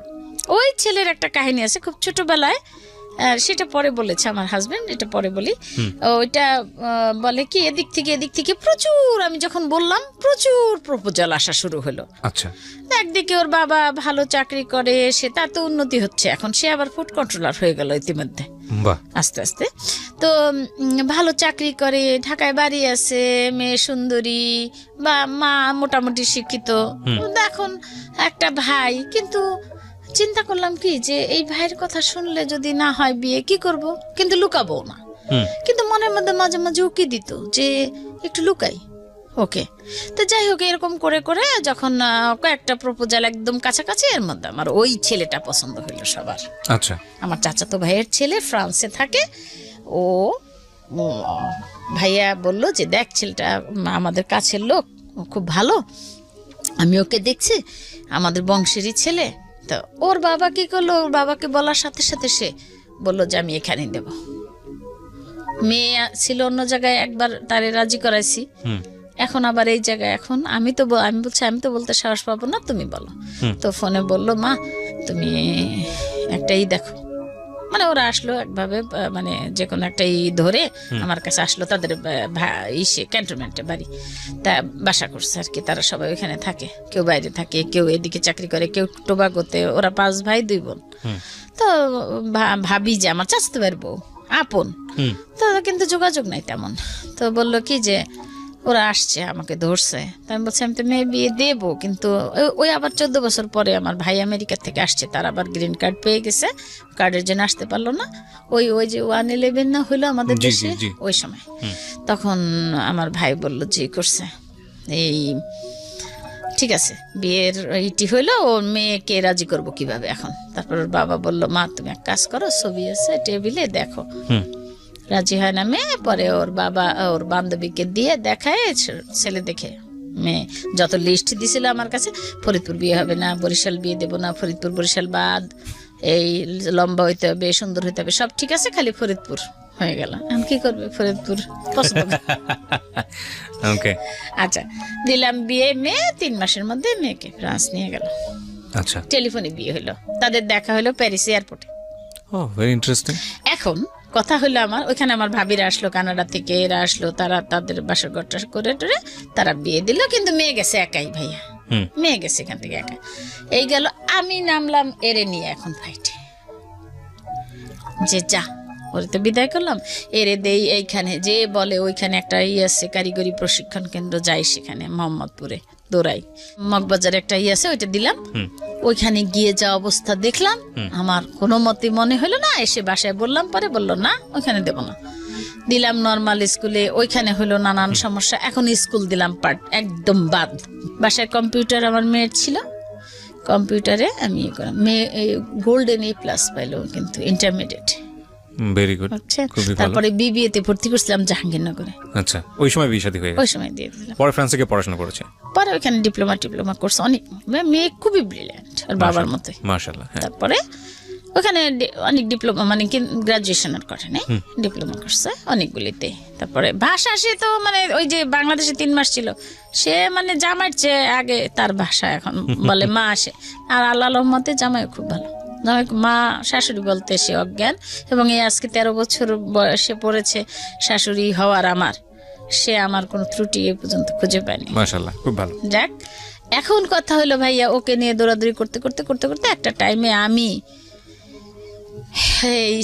স্কুল সব বাদ দিয়ে দিলাম ইসে 10-12টা স্কুল, তো না আরো বেশি হবে, দিলাম কম্পিউটার ট্রেনিং একটা আমার পাশেই দিয়ে আসলাম। ভর্তি টর্তি করে 7,000 টাকা কোর্স দিলাম, জানি তো কি আর কোর্স করবে। তারপর দেওয়ার পরে সে একদিন ক্লাস করলো, আমি নিয়ে আসলাম। পরের দিন দেখি কান্না করতে করতে আসছে।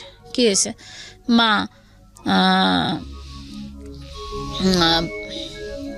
গুণা কি, ভালো না মন্দ? গুনাহ। আমি গুণা বুঝতে পারছি, গুণা ভালো না। মা তাহলে তুমি আর বাবা গুণাটা করলা কেন? এই প্রশ্ন আপনাকে করেছে আমার ছেলে। আসলো, গেটে ঢুকেই বলল, মা গুণাটা তুমি আর পাপা করলা কেন? বুকে জড়াই ধরলাম। কি হয়েছে বাবা? বললো, মা আমাকে একজনে বলছে ওর বাবা মা কি যেন গুনাহ করছে, তার ফল। ভাবছিলাম ভাইয়া চোখে পানি আনবো না, কারণ আমার আজকে এত সুখের দিনে আমি আর সেই দুঃখের বা কষ্টের কথাগুলো আমি বলতেও মানে বলবো বলেই আসছি, কিন্তু আমি চোখে পানি আনবো না, কারণ আমার এখন অনেক সুখ, আমি সব ভুলে গেছি। আপনি বলেন, কারণ আমি জানি বাংলাদেশের অসংখ্য মাকে এই প্রশ্নের মুখোমুখি হতে হয়। সমাজে আজকে একটা এই ধরনের, আমি মনে করি আমাদের ওই যে প্রতিবন্ধী শব্দটা ইউজ করি, আমাদের এই সমাজের এই যে চিন্তাটা, এই জায়গাটা প্রতিবন্ধী, এবং এই জায়গাটা একটা কোষের মানে থাপ্পড় দেওয়ার সময় এসছে। কারণ বাবা মাকে আপনি তো ফাইট করেছেন, আমি এরকম গল্পও জানি যে সমাজের অনেক উঁচু তলার লুকায় রাখে। আপনি যেটা মনে আছে, একটু আগে অনুষ্ঠান শুরু হওয়ার আগে আমাকে বলছিলেন গল্পটা, লুকায় রেখেছে, পরিচয় দেয় না। এবং এটার জন্য বাবা মাদেরকে দোষ দিয়ে লাভ নেই, কারণ যারাই বের হন ঘর থেকে তাদেরকে প্রথম যে কোশ্চেনটা ফেস করতে হয়, কোনো সন্তান যদি এইভাবে দুনিয়াতে আসে, নিশ্চয়ই বাবা মায়ের কোনো দোষ ছিল, যে কারণে আল্লাহ শাস্তি দেওয়ার জন্য এটা দিয়েছে। এটা যে কত বড় গুনাহের কাজ, এই কথাটা বলা, এই চিন্তাটা যারা করেন তারা যে আসলে বুদ্ধিগতভাবে কি পরিমাণ প্রতিবন্ধী, এটা বলার অপেক্ষা রাখে না। আল্লাহ মাফ করুক। তো তারপরে কি হলো? এখন আমি ওকে জড়াই ধরে ভিতরে এসে বললাম, আসো এদিকে আসো, কোনো অসুবিধা নেই। তো আর অনেকক্ষণ মনে রাখতে পারে না, একটা জিনিস তো ধরে রাখে না, ও খেলায় মেতে আছে। কিন্তু যা হবার তা তো আমার হচ্ছে, যে এই তো আমার শুরু হলো, ছেলে বড় হচ্ছে, তখন বয়স তো বাড়ছে, সে কি করব আর কত, এরকম বাইরে যাওয়া হলো না, আমেরিকা হলো না, তাহলে কানাডায় চেষ্টা করি, তা না হলে কোথাও বিদেশে চেষ্টা করি। মেয়ে আবার অনেক চেষ্টা করছে বাইরে যাওয়ার। আমি মালয়েশিয়া ট্রিটমেন্টের জন্য গেলাম ওরে নিয়ে, সিঙ্গাপুরে গেলাম, ইন্ডিয়া আবার গেলাম ওরে নিয়ে, চেন্নাই, ভেলোর। ভাই আসলে কোনো কাজ হবে না, কাজ নাই, এর কোনো ট্রিটমেন্ট নাই। এখানে হলো ট্রেনিং তাদেরকে, কিন্তু ট্রেনিংটা দিবে কে? কথাটার উচ্চারণটা তো হচ্ছে না। এ কি জিনিস, এটা কি, অসুখটা কি? প্রতিবন্ধী তো কোনো অসুখ হতে পারে না। এর একটা তো অবশ্যই, এখন যেমন যেটা NDD, neuro develop disorder, ASD, autism spectrum disorder, ADHD, এটাও অটিজম স্পেকট্রাম হাইলি ডিজঅর্ডার। এরকম এগুলো ওর আপাতত ভালো করে যে আমাদের প্রেসিডেন্ট, উনি তো মানে মানে এগুলাতে আমাদের বাংলাদেশে এনডিডির মধ্যে উনি প্রধান, ওর চেয়ারম্যান যে সাজিদুর রহমান ড্যানি বিটিসির। তো ভাইয়া কি করলাম, ঘরেই এখন রাখা শুরু করলাম, আর কিছু দেব না কোথাও, যা ঘরে বসে খেল, লাখ টাকার সেই কম্পিউটার দিয়ে গেমস খেলা, আর প্রতিদিন আমার এতগুলি সিডি কেনা, এই সিডি ভালো না, এটা সেভ হয় না, আর একটা আনো, আর একটা আনো, আর একটা আনো, এই উত্তরা দৌড়ানো, আইডিবি দৌড়ানো, এই হয়ে গেল আমার কাজ। গেমস খেলতো, গেমস এই খেলবে। আর আস্তে আস্তে বড় তো হচ্ছে, সেটাও বুঝতে পারলাম যে সে বড় হচ্ছে। ওর বাবা হঠাৎ করে অসুস্থ হলো, ওর বাবা অসুস্থ হলো, আমাকে বলে না, একা একা ডাক্তার দেখায় এসে, কিন্তু যখন পারে না তখন ল্যাব এইডে ডাক্তার দেখালো, ল্যাব এইডে ডক্টর লুৎফর রহমান সাহেবকে দেখালো, না তার অ্যাসিস্ট্যান্টকে, লুৎফর রহমান সাহেব তো সার্জারি করে, তারপরে এনজিওগ্রাম করানোর পরে তার হার্টের যে একদম করোনারির যে মেন এইটা, ওইটা 75%, আর 4-5টায় হলো 60-70 এরকম ব্লক। My goodness. এখন আমাকে বলে কিছু না কিছু না কিছু না, আমি বলছি কি না, তার আগে যখন টেস্ট করছে তখন বলে কিছু না কিছু না, কিন্তু আমি দেখতেছি তার কোলেস্টেরল হলো 252, আর টিজি যেটা সবচেয়ে যে খারাপ এটা, সেটাও 282 না কত এরকম। তো আমি কিছু অনুমান করছি, কোথাও যাওয়া লাগে নাই, তা আমি আমার মতো করে বললাম যে দেখো ডাক্তার দেখাও, আমাকে ফাঁকি দিয়ে তো লাভ নাই, শরীর তো তোমার, বাইরে যায় একদিন হিট স্ট্রোক, বলে কি হিট স্ট্রোক করছে, বাসে অজ্ঞান হয়ে পড়ে গেছে। আমি তোমার হিট স্ট্রোক না, তোমার হয়েছে, তোমার হার্টের প্রবলেম। তারপরে এনজিওগ্রাম করায়, ওইটা সে এনজিওগ্রাম করানোর পরে একদিন ইসে রাখে তো আইসিইউতে, তা আমি আবার বললাম কি সিডি নিয়ে আমি আর আমার ছোট বোনের জামাই চলে গেলাম লুৎফর রহমান সাহেবের কাছে। উনি বললো যে এই অবস্থা, তাকে অ্যাজ সুন অ্যাজ পসিবল আপনি করেন, অপারেশন করতেন। তো সে সময় চায়, তার কাজ আছে অনেক, সে তখন কালিয়া করে ডিস্ট্রিক্ট কন্ট্রোলার অফ ফুড। তারপরে সে খুঁজে পায় না, তাহলে মেয়ে বললো কি পাপার যখন এই অবস্থা, মেয়ে দিক দিয়ে আবার বেবি হবে, পাপার যখন অবস্থা, এরপর মেয়ে একবারে ঘুরে গেল, নাতির 11 মাস বয়স প্রথমটা। তো বললো যে মা করো না, বাবাকে ও শুনলো, বাবাকে হয় সিঙ্গাপুর না তো বামরুন গ্রেডে নিয়ে যাও, আমি টাকা দেবো, এটা বিয়ের সম্পূর্ণ আমার। তো বললো যে ঠিক আছে, ওর বাবা শুনে টুনে আমার কাছে বললো আচ্ছা ঠিক আছে। সে আমার বোন থাকে ধানমন্ডি, আমার ইমিডিয়েট বড় বোন, তাকে আমার বোনদের সবাইকে সে রেসপেক্ট করতো, সে ওই বোনকে খুব ভালোবাসতো, বড় আপাকেও ভালোবাসতো। বড় আপা নাই, সে আমার ওই বোনকে বলতেছে যে আপা আমি গেলে তো ও আর আমি দুইজন, আর এখানে থাকলে আপনাদের পাবো আপা, আমার না ওই যে অনেক হসপিটাল ভাল লাগে না, নোংরা, এটা ভাল লাগে না, মানুষ বেশি, হ্যান ত্যান, আপা আমার না কলিগ কয়েকজন বা তাদের আত্মীয় স্বজন স্কয়ার হসপিটালে ডাক্তার অমুক আসছে ইন্ডিয়া থেকে, ওর হাতে প্রায় 200 জন অপারেশন হয়েছে, সবাই সাকসেস। তো আপা করি, ওই ডাক্তার দেখাবো। তো আমাকে আমার বোন বললো কি তুই ওর নিয়ে পিড়ি করিস কেন, বিদেশ নিয়ে? আমি তো করি না, মেয়ে করে, আর এখন সমস্যা হলে তো আমাদেরই হবে, ভুক্তভোগী আমাদেরই, আমি কি করবো, আমার এই ছেলে মেয়ে দূরে, আমি তারে নিয়ে দৌড়াদৌড়ি করবো, বলে কি তোর দৌড়াদৌড়ি লাগবে না, আমি ডাক্তার দেখাবো। সে ডাক্তার দেখাইলো, তা ডাক্তার মনে করছে ওই আমার বোনই তার ওয়াইফ মনে হয়, বলতেছে আপনার হাজবেন্ড চায়, আমার বোনকে বলে সময় চায়, তারে সময় দেয় কে? সময় তো আল্লাহ দিবে না তাকে। সে মতো বলছেই ঠিক আছে। তা আমাকে বললো আমার বোন, সে আর বলে না, একটু নিঃশ্বাস নিতে কষ্ট হইতো, হাঁটায় কষ্ট হইতো, আমাকে বলতো না, আমাকে দেখলে বলতো কিছু হবে না, কিছু হবে না, কিছু হবে না, কিছু না। আপনার ছেলে বলতো? আমার হাজবেন্ড। ও হাজবেন্ড আপনাকে সব সময় সাহস দিত? হ্যাঁ, কিছু হবে না, কিছু হয় নাই, মানে সে লুকায় রাখতো, কিছু হয় নাই। তারপরে যাই হোক কি আর করা, আমি ভাইয়া তার মানে একদিকে তো ভালো মানে রাগ ওঠে, রাগারাগি করি, আবার ভাবি রাগ করে লাভ কি, আরো বেশি কষ্ট পাবে, তাহলে ঠিক আছে দেখি আমার কি আছে কপালে। তা আমি যেখানে সে করে মানে তার চাকরি, তার যে অফিসার, আবার তাকে ফোন করলাম, করে আমি বললাম যে স্যার এরকম তো আমার হাজবেন্ডের এই অবস্থা, তার এত %, এখন সে তো নেয় না, ছুটি নেয় না। তাহলে বললো যে কোরবানি ঈদের পরে আপনি করেন, যে কোনো একটা কোরবানি ঈদের পরে ছুটি নেন, আচ্ছা ছুটি নিয়ে আপনি অপারেশন করায়। তখন সে ঠিক আছে, তারপরে সেও বলল যে আচ্ছা রাজি, ঠিক আছে। সে ডিসেম্বর মাসে কোরবানি ঈদ তখন হয়ে গেল, অপারেশনের জন্য রেডি হলো স্কয়ার হাসপাতালে। আচ্ছা স্কয়ার হাসপাতালে হাসপাতালে 3 তারিখে এনজিওগ্রাম করার পরে 5 তারিখে অপারেশন করলো। অপারেশন করার পরে আমাকে বললো 3টার সময় আসেন, খালি খালি আপনারা একটা রুম নেবেন। আমি আবার 7,000 টাকা 5,000 টাকায় রুমে টুইন বেড শেয়ার করতে হতো। তা আমি বললাম না, 7,000 টাকার নেই, মানে শেয়ার করবো না, তোমার ইনফেকশন হবে। তো ওনারা বললেন কি যে আপনারা এক কাজ করেন, আসলে ছেড়েই দেন, কারণ 5 দিন তো আমাদের আন্ডারে থাকবেই, তারপরেও লাগতে পারে আইসিইউতে থাকা, তার চাইতে আপনারা ছেড়ে দেন, আবার নতুন করে রুম নিয়েন, রুম অ্যাভেলেবেল। ওকে, আমরা সব নিয়ে এটে আমার বোনের বাসায়, আমি আবার খিলখাতে একটু দূরে, আমার বোনের বাসা ধানমন্ডি, এক বোনের বাসা শেওড়াপাড়া, মায়ের বাসা শেওড়াপাড়া। ইতিমধ্যে আমার মা মারা গেছেন, আমি আর বলিনি ওইদিকে আর যাবো না, কারণ আমার যেখানে এটা মূল কাজ ওইখানে আসি।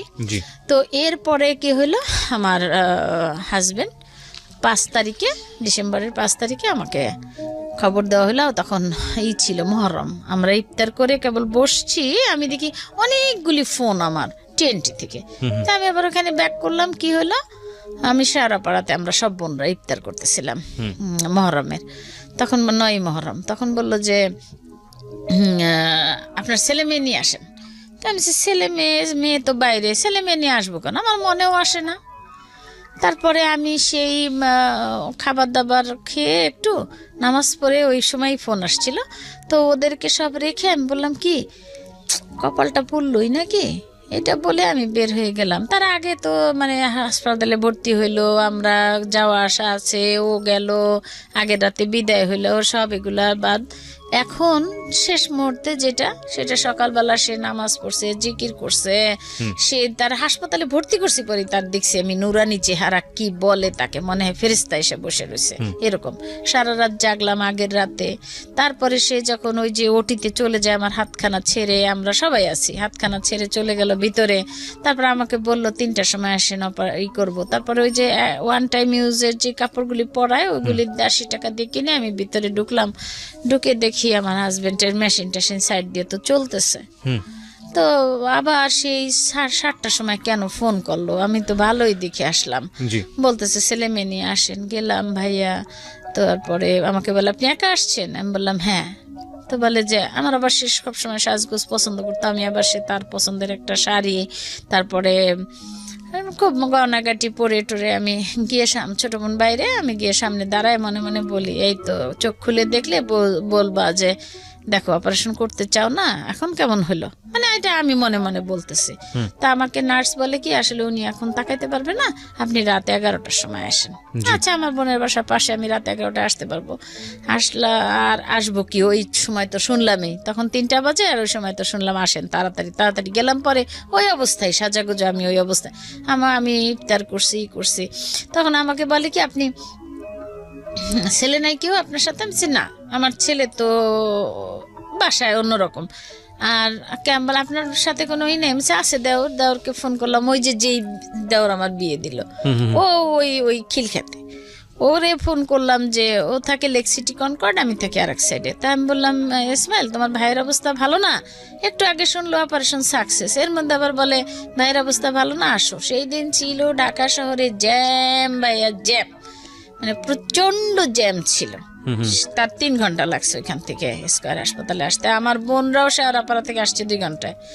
তা আমি একটা সিএনজি কি জানি কি মনে করে, মনে হয় তখন ইফতার করতেছিল সবাই, মহরমের রোজা তো থাকি, আমি নিয়ে আমি ওই সিএনজিটায় চলে আসলাম। এসে নিচে আসছি, তখন আবার ফোন করছে আমাকে, আসেন না কেন? তারপরে আমি কি করব, আর ওইখানে এসে শুনলাম আমি কি অবস্থা বলেন না, বলে কি না এমনি ওনার ফল করছে, কি জানো প্রেশার। তা আমি কিরকম এখন বলেন তো, কি চান্সটা কি? আমার না ওইসব মনেই হয় না, খারাপ কিছু মনেই আসে না। সে বললো যে 50-50 চান্স। আমি 50-50 চান্স মানে কি? বলে আমি ডাক্তারের ধরলাম, কলারটা ধরলাম, 50-50 চান্স মানে কি? তো বলে যে না, মানে আমরা তো চেষ্টা করতেছি। আমি কি চেষ্টা করেন আপনি? মানে আমার ওই জিনিস আসেই না যে সে দুনিয়ায় থাকবে। ওইটা মনেই হয় না। কেন মনে হয় না আমি কিছু বুঝি না। অন্য সময় তো মনে হইতো, এখন মনে হয় না। এর মধ্যে আমার বোন আসলো, দুলাভাই আসলো, দেওরেরা খালি ফোন করতেছে, ভাবি কি অবস্থা কি অবস্থা। আমি বলতেছি ভাই ডাক্তার তো এই বলে আসতেছি ভাবি, জ্যাম জ্যাম, মোটরসাইকেলে উঠি একবার, সিএনজিতে উঠি একবার, ভাবি এসে। এর মধ্যে লোকজন হাসপাতাল ভর্তি হয়ে গেল, অফিসের লোকজন খবর পেয়ে গেল। আমার বোন আসলো, বোন সবাই রে কল দিতেছে, অবস্থা সবাই শুনলো ভালো। এখন আবারে আমি বসে আছি ওই জাস্ট ছোট একটা রুম ওইখানে, এর মধ্যে সবাই পরে ইন্নালিল্লাহি ওয়া ইন্না ইলাইহি রাজিউন। তখন আমি বলি যে মনে হয় পাশের কেউ মারা গেছে, আমাদের পাশের বেডের কেউ মারা গেছে। তো আমার বোন কি করলো, তার গায়ের বোরখাটা খুলে আমার গায়ে পরাই দিল। আমার এক বোন আছে, আমার বড়টা, সে আবার এক মাদ্রাসার টিচার, আর খুব ধার্মিক, খুব মানে সই একদম, মানে সবকিছু খাস পর্দা করে চলে। সে আমার বোরখাটা, তার বোরখাটা আমার গায়ে জড়াই দিয়ে বলল এটা পর।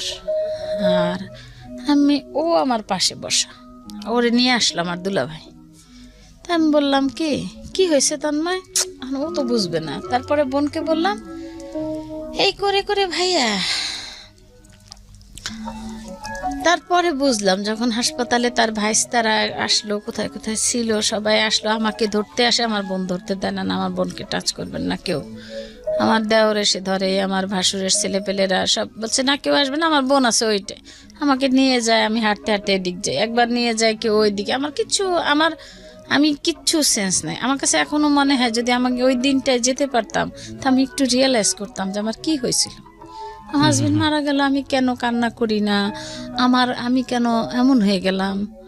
তারপরে 12টার আগের মনে হয় বাসায় একবার নিচের থেকে বলল যে মেয়ে হঠাৎ করে ভাগ্নিকে ফোন করতে গিয়ে মেয়ের কাছে চলে গেছে ফোন। আমার বোন বলল যে আমার ভাগ্নি আবার আমার পাশেই থাকে, বলল যে জমি তোমার খালু নাই। এটা আসলে চলে গেছে ফ্রান্সে ফোন। সবাই তো এই অবস্থা। জি। আমার মেয়ে তো চিৎকার, ও খালামণি কি হয়েছে। সেই সাথে বলল পাপাকে রেখে দাও, তো তারে গোসল টোসল করাবে, ওই অবস্থায় আমাকে শেষ একবার দেখাবে। তা আমি শুধু তাকে দেখলাম নিচে যেখানে দিয়ে লাশ নেয় ওইখান দিয়ে, তাকে দেখলাম শেষবারের মতো, মনে হচ্ছে ঘুমায় আছে কোনো এক নুরানি ফেরেশতা। শুধু এটুক বলতে পারছি, এটুক মনে আছে যে আমাকে ভেস্তে নিয়ে যাও। আমি তো যেতে পারবো না, আমার সেই গুণ নাই, তুমি অবশ্যই যাবা, তুমি আমাকে ভেস্তে নিয়ে যাও। এইটুকু আমার মনে আছে, আর কিছু মনে নাই। আমি নাকি কি ধরনের কাজ করছি, আমি নাকি ভাত খাইছি, আমি কি করছি না করছি, পরে এগুলো শুনলাম। শেওড়াপাড়া আসলাম পরে আমার বোন বলল নীলু তোমার তো নাক ফুল খুলতে হবে।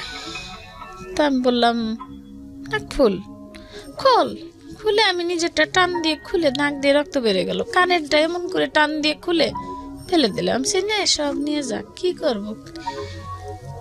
এই বলে ব্যাস ওই রাতে নামাজ কালাম পরে, মানে মধ্যরাতে আমার বড় বোন আসলো দেশের থেকে, আবার খবর শুনে। ওই যে বোনের কাছে আমি ওই যে বললাম যে আমার ছোটবেলা মা দিয়ে দিল, ওই বোন আসলো আর দুলাভাই আসলো।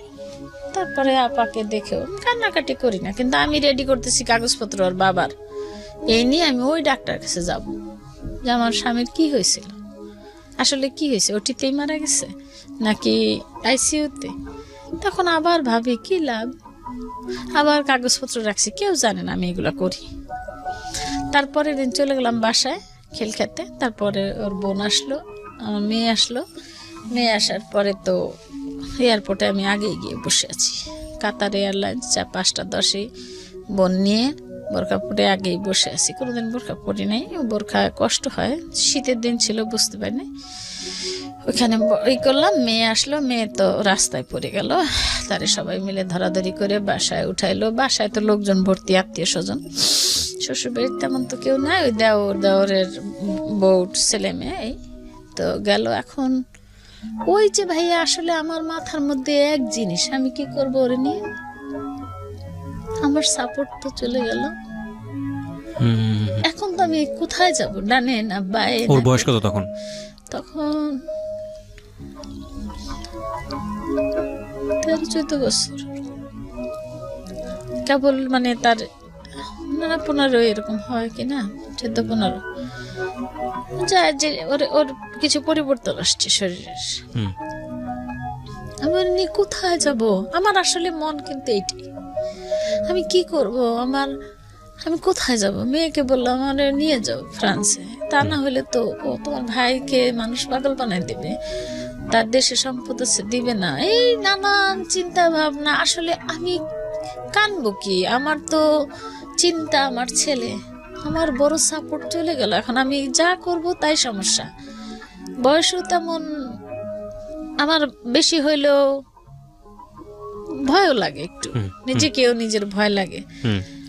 গেলাম, তারপর ওর বোনটা আসলো, বললো আচ্ছা আস্তে ধীরে যা করি, আবার সে একটু সামলায়া বোনরা আসলো। তারপরে গ্রামে গেলাম, গ্রামে মাটি দিয়ে আসার সময় তাকে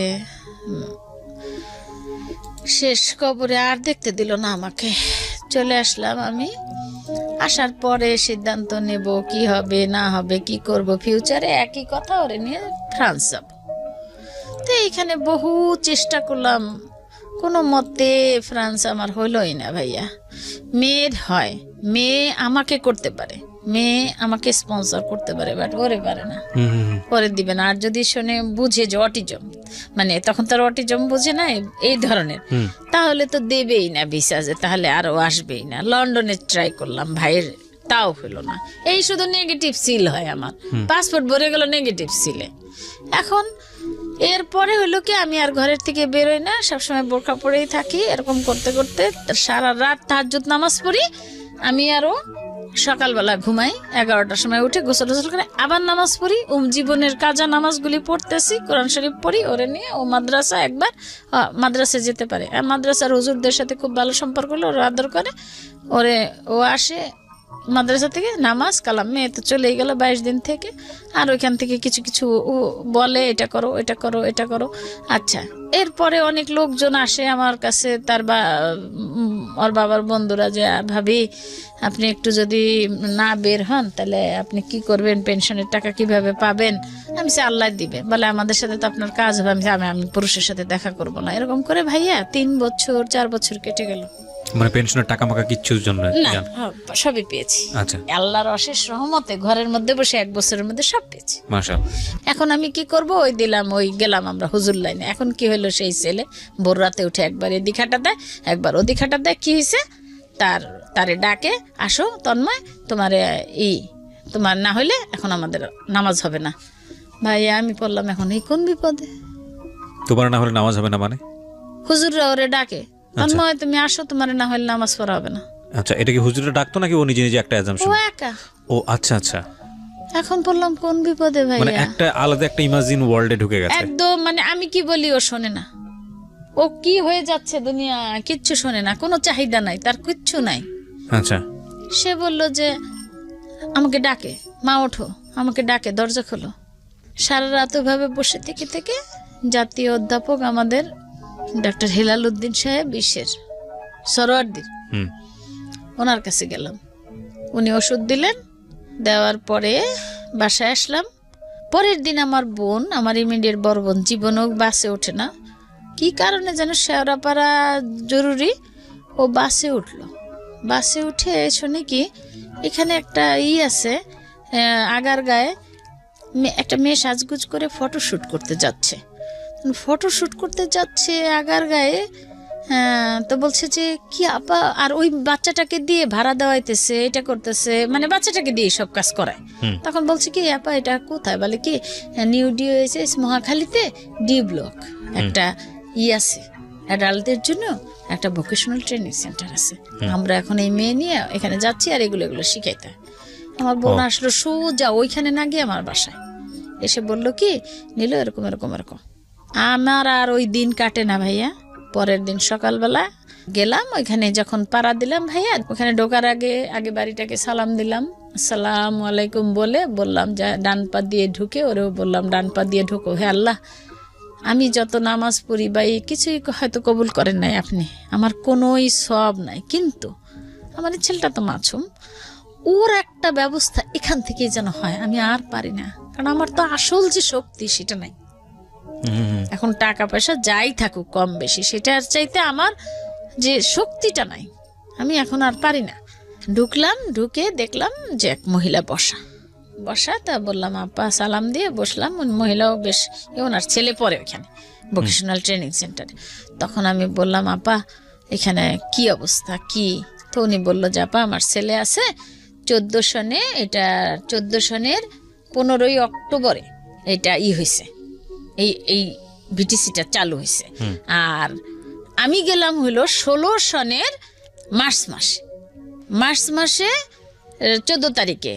আর আপা বললাম অবস্থা কি? উনি প্রথম থেকে দিয়েছে। দেওয়ার পরে তখন আমি বললাম যে আপা এটার কি অবস্থা? সব শুনে উনি, আমার খুব ভালো লাগলো, নাইমা আপা, আমি ওনাকে খুবই রেসপেক্ট করি। বলল যে আপা আপনার, আমি বলছি আপনি কত সুন্দর আছেন আপা, দেখেন আমি কেমন হয়ে গেছি, আমি তো একদিকে ওর বাবা চলে গেল, তারপরে ওর চিন্তায় আমি শেষ হয়ে গেলাম আপা। বলি কি আপা আমি এরকম ছিলাম না 1 বছর আগে, কিন্তু এখানে এই প্রতিষ্ঠানে দেওয়ার পরে আমার ও চেহারা ফিরে গেছে। উনি বোরকা পরা, আমি শুধু চোখ বের করা আমার। তো গেলাম, ঢুকলাম ভিতরে, ওইখানে বসে যখন বসলাম তখন দেখলাম, বললাম কি যে এখানের কে কর্ণধার যে, উনি কে? তো বললো যে এখন আমি তার সাথে বাইরে বের হব। ওনারা আবার 11 সনে PFDA একটা vocational training centre, parents forum for differently able, আচ্ছা প্যারেন্টসদের জন্য একটা সংগঠন তৈরি করছে ওই সাজিদা আপা। ওনার ছেলে আবার ওই যে ওদের সাথে ওরকমই, তো সে আবার পড়াশোনায় ভালো, সে পড়াশোনা করে, তখন ও লেভেল পড়ে, তো ওইটাও করে, আবার এই ভিটিসিতেও। তো আপাকে দেখলাম আস্তে আস্তে আসতেছে, উপর থেকে নামতেছে, আমার আস্তে নজরটা ওদিক চলে গেল।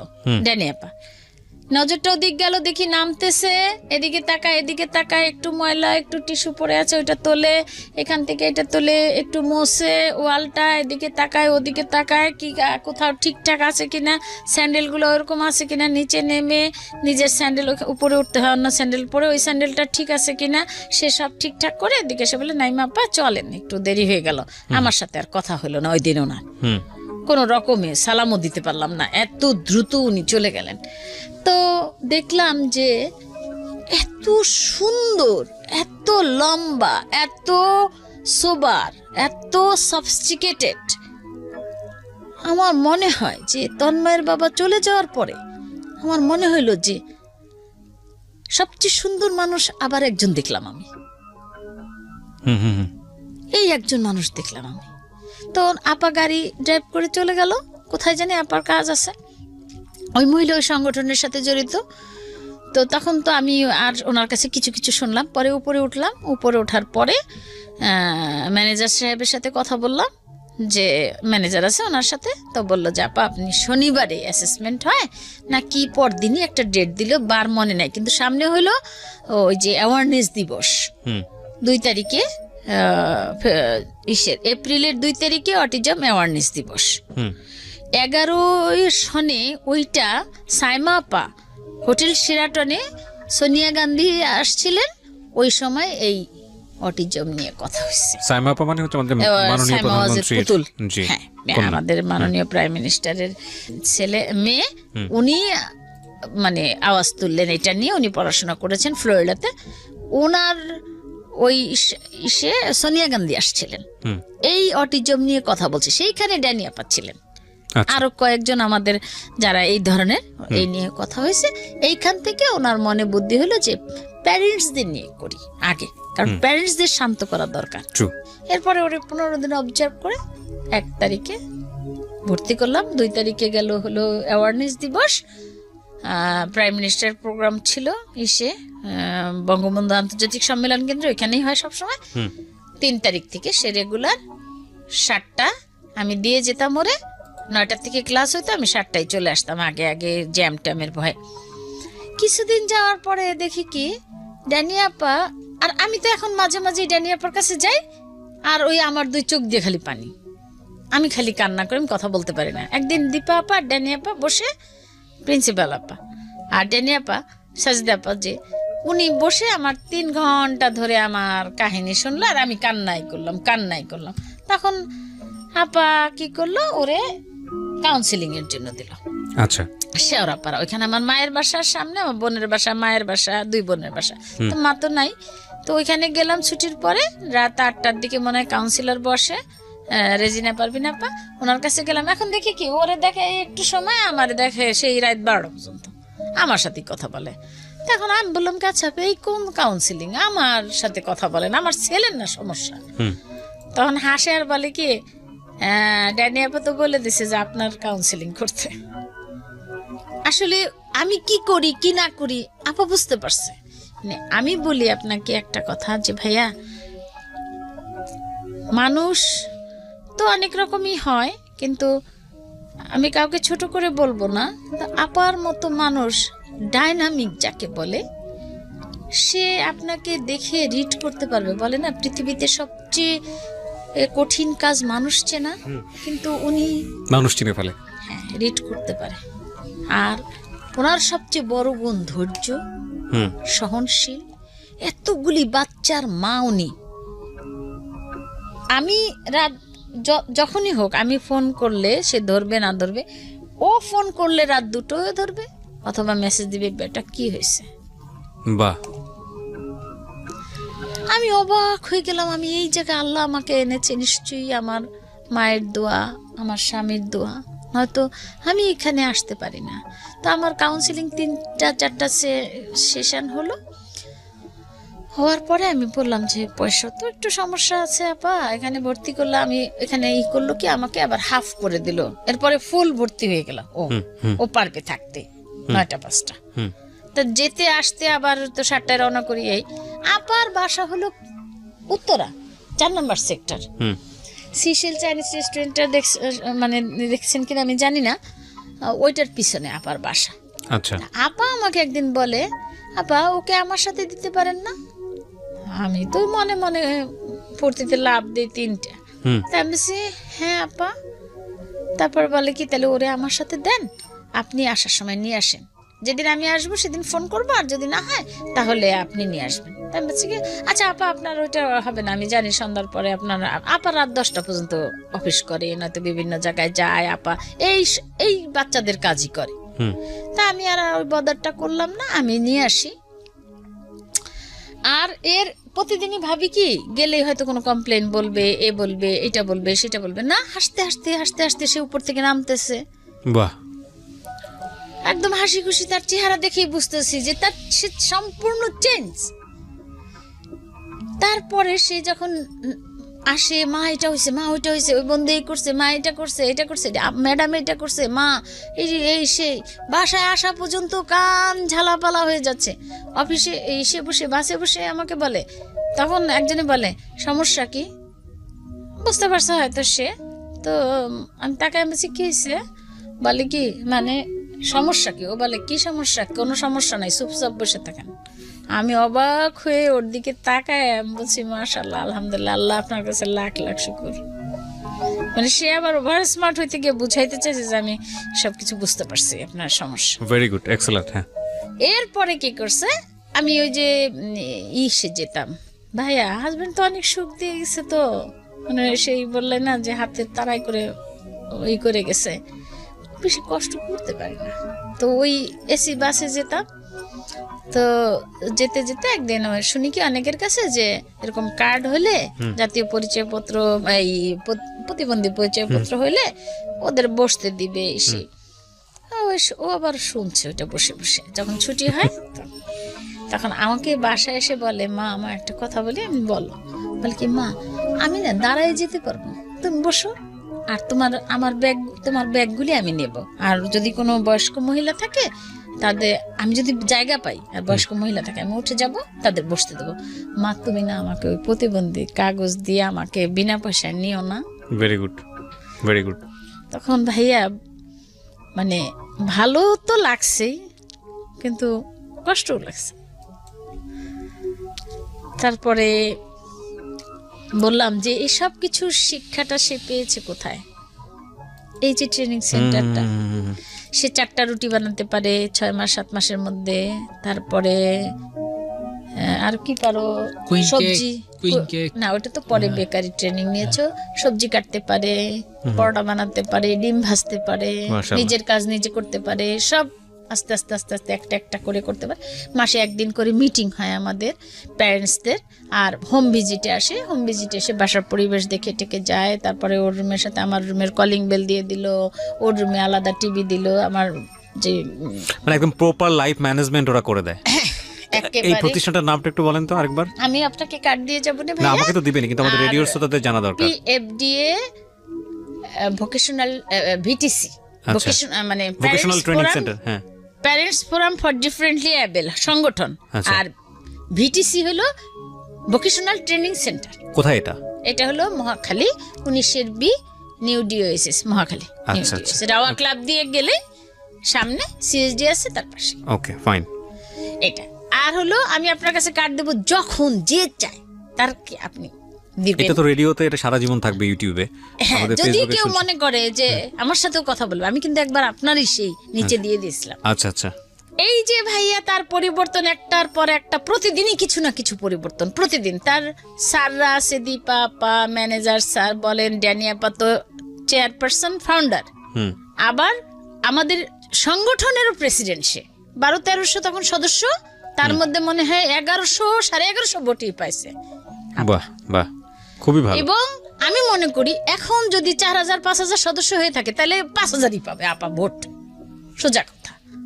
বাহ, আর এই যে যে এদেরকে সন্তানের মতো দেখা, আমি মনে করি দুনিয়ায় জান্নাত পাবে, ওই দুনিয়াও তার সুখের অভাব নেই। সত্যি কথা, তাকে দেখলে মনে হবে না সে ক্লান্ত, তার 4 হাত পা কাজ করতেছে, টাকায় কথা বলার সময় নাই তার, অথচ কাজ হয়ে যাচ্ছে। এবং বাচ্চাদের ব্যাপারে তার কোনো হিতাহিত জ্ঞান থাকবে না। সে, আমি যদি কোনো কমপ্লেন করি, তখন বলে আপনি কি আপনার মেয়েটাকে খুব সহজে মানুষ করে ফেলছেন, তার কোনো দোষ ছিল না। মানে সে বাচ্চার কোনো দোষ দেখে না, আর ওদের কি সে ভালো হবে সেটাই তার। মাশাআল্লাহ। তারপরে করলো কি ভাইয়া, এরকম করতে করতে করতে করতে গাড়ি হয়ে গেল। এখন আপার এই হয় না। ও একদিন আমার বিপদ হলো, ওকে আপা নিয়ে আসলো। এখন আপা আমাকে শিখাইলো যে আপনি বাসার থেকে বাস স্ট্যান্ড পর্যন্ত ওরে একা ছাড়েন না কেন, আপনি দাঁড়ায় থাকেন কেন? এই দিলাম ওরে একা ছেড়ে, ভাইয়া 1 ঘন্টা আগে এসে দাঁড়ায় থাকে। বলছে আপা কি করবো, আপনার জন্য দাঁড়ায় থাকে। এখন সে উঠে চলে আসে, আর বাসায় যেতে যেতে যদি 9টাও বাজে, কোনো কমপ্লেন নাই তার। গোসল করে খাওয়া দাওয়া করে মা তাড়াতাড়ি ঘুমাই পড়ি, কোথায় গেমস কোথায় কি, তার কোনো এখন আর অসুবিধা নেই। মাশাআল্লাহ মাশাআল্লাহ, ভেরি গুড।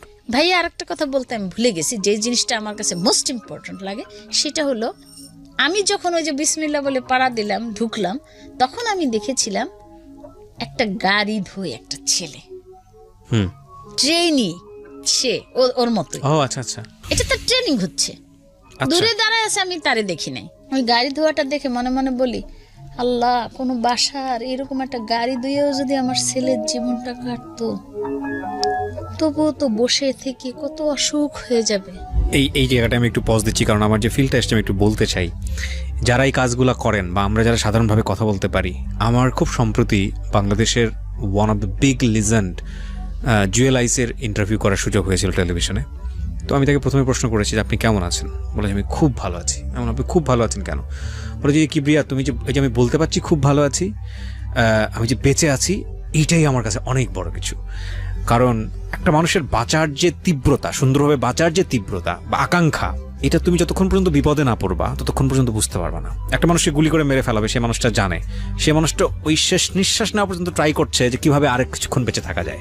তো বেঁচে থাকাটা, এটা হচ্ছে গিফট অফ আল্লাহ। এবং যেই মা যার সন্তানকে নিয়ে ফাইট করতেছে, এই যে আমাদের যাদের সন্তান আছে, সুন্দরভাবে চলাফেরা করতে পারে, হাঁটাচলা করতে পারে, অনেক কিছুতেই আমরা ডিস্যাটিসফাইড হয়ে যাই, অনেক কিছু না পারলে আমরা ডিস্যাটিসফাইড হয়ে যাই। কিন্তু যাদের ওই অতটুকু সুযোগও নাই, তারা অতটুকুর জন্য কি পরিমাণ পরিশ্রম করে। আপনি দেখেন, এই ভদ্রমহিলা ইন্ডিয়া থেকে শুরু করে, ওনার বাবার খরচ, মানে ওনার হাজব্যান্ডের খরচ থেকে শুরু করে কোনো কিছু বাদ রাখেনি এই ছেলের পিছনে। লক্ষ লক্ষ টাকা খরচ করেছে ওর জন্মের পর থেকে। শুধু ইচ্ছাটা কি ছিল, ছেলেটা নর্মালভাবে চলাফেরা করবো। ওই যে বলছে, গাড়িটা ধুয়েও যদি খেতে পারে, গেটটা খুলেও যদি খেতে পারে। তো যাদের আমাদের এতটুকু সামর্থ্য আছে, তারা যেন আমরা শুকর করতে ভুলে না, যে আল্লাহর কাছে যেন শুকর করি অলওয়েজ, এটাই। আর জানি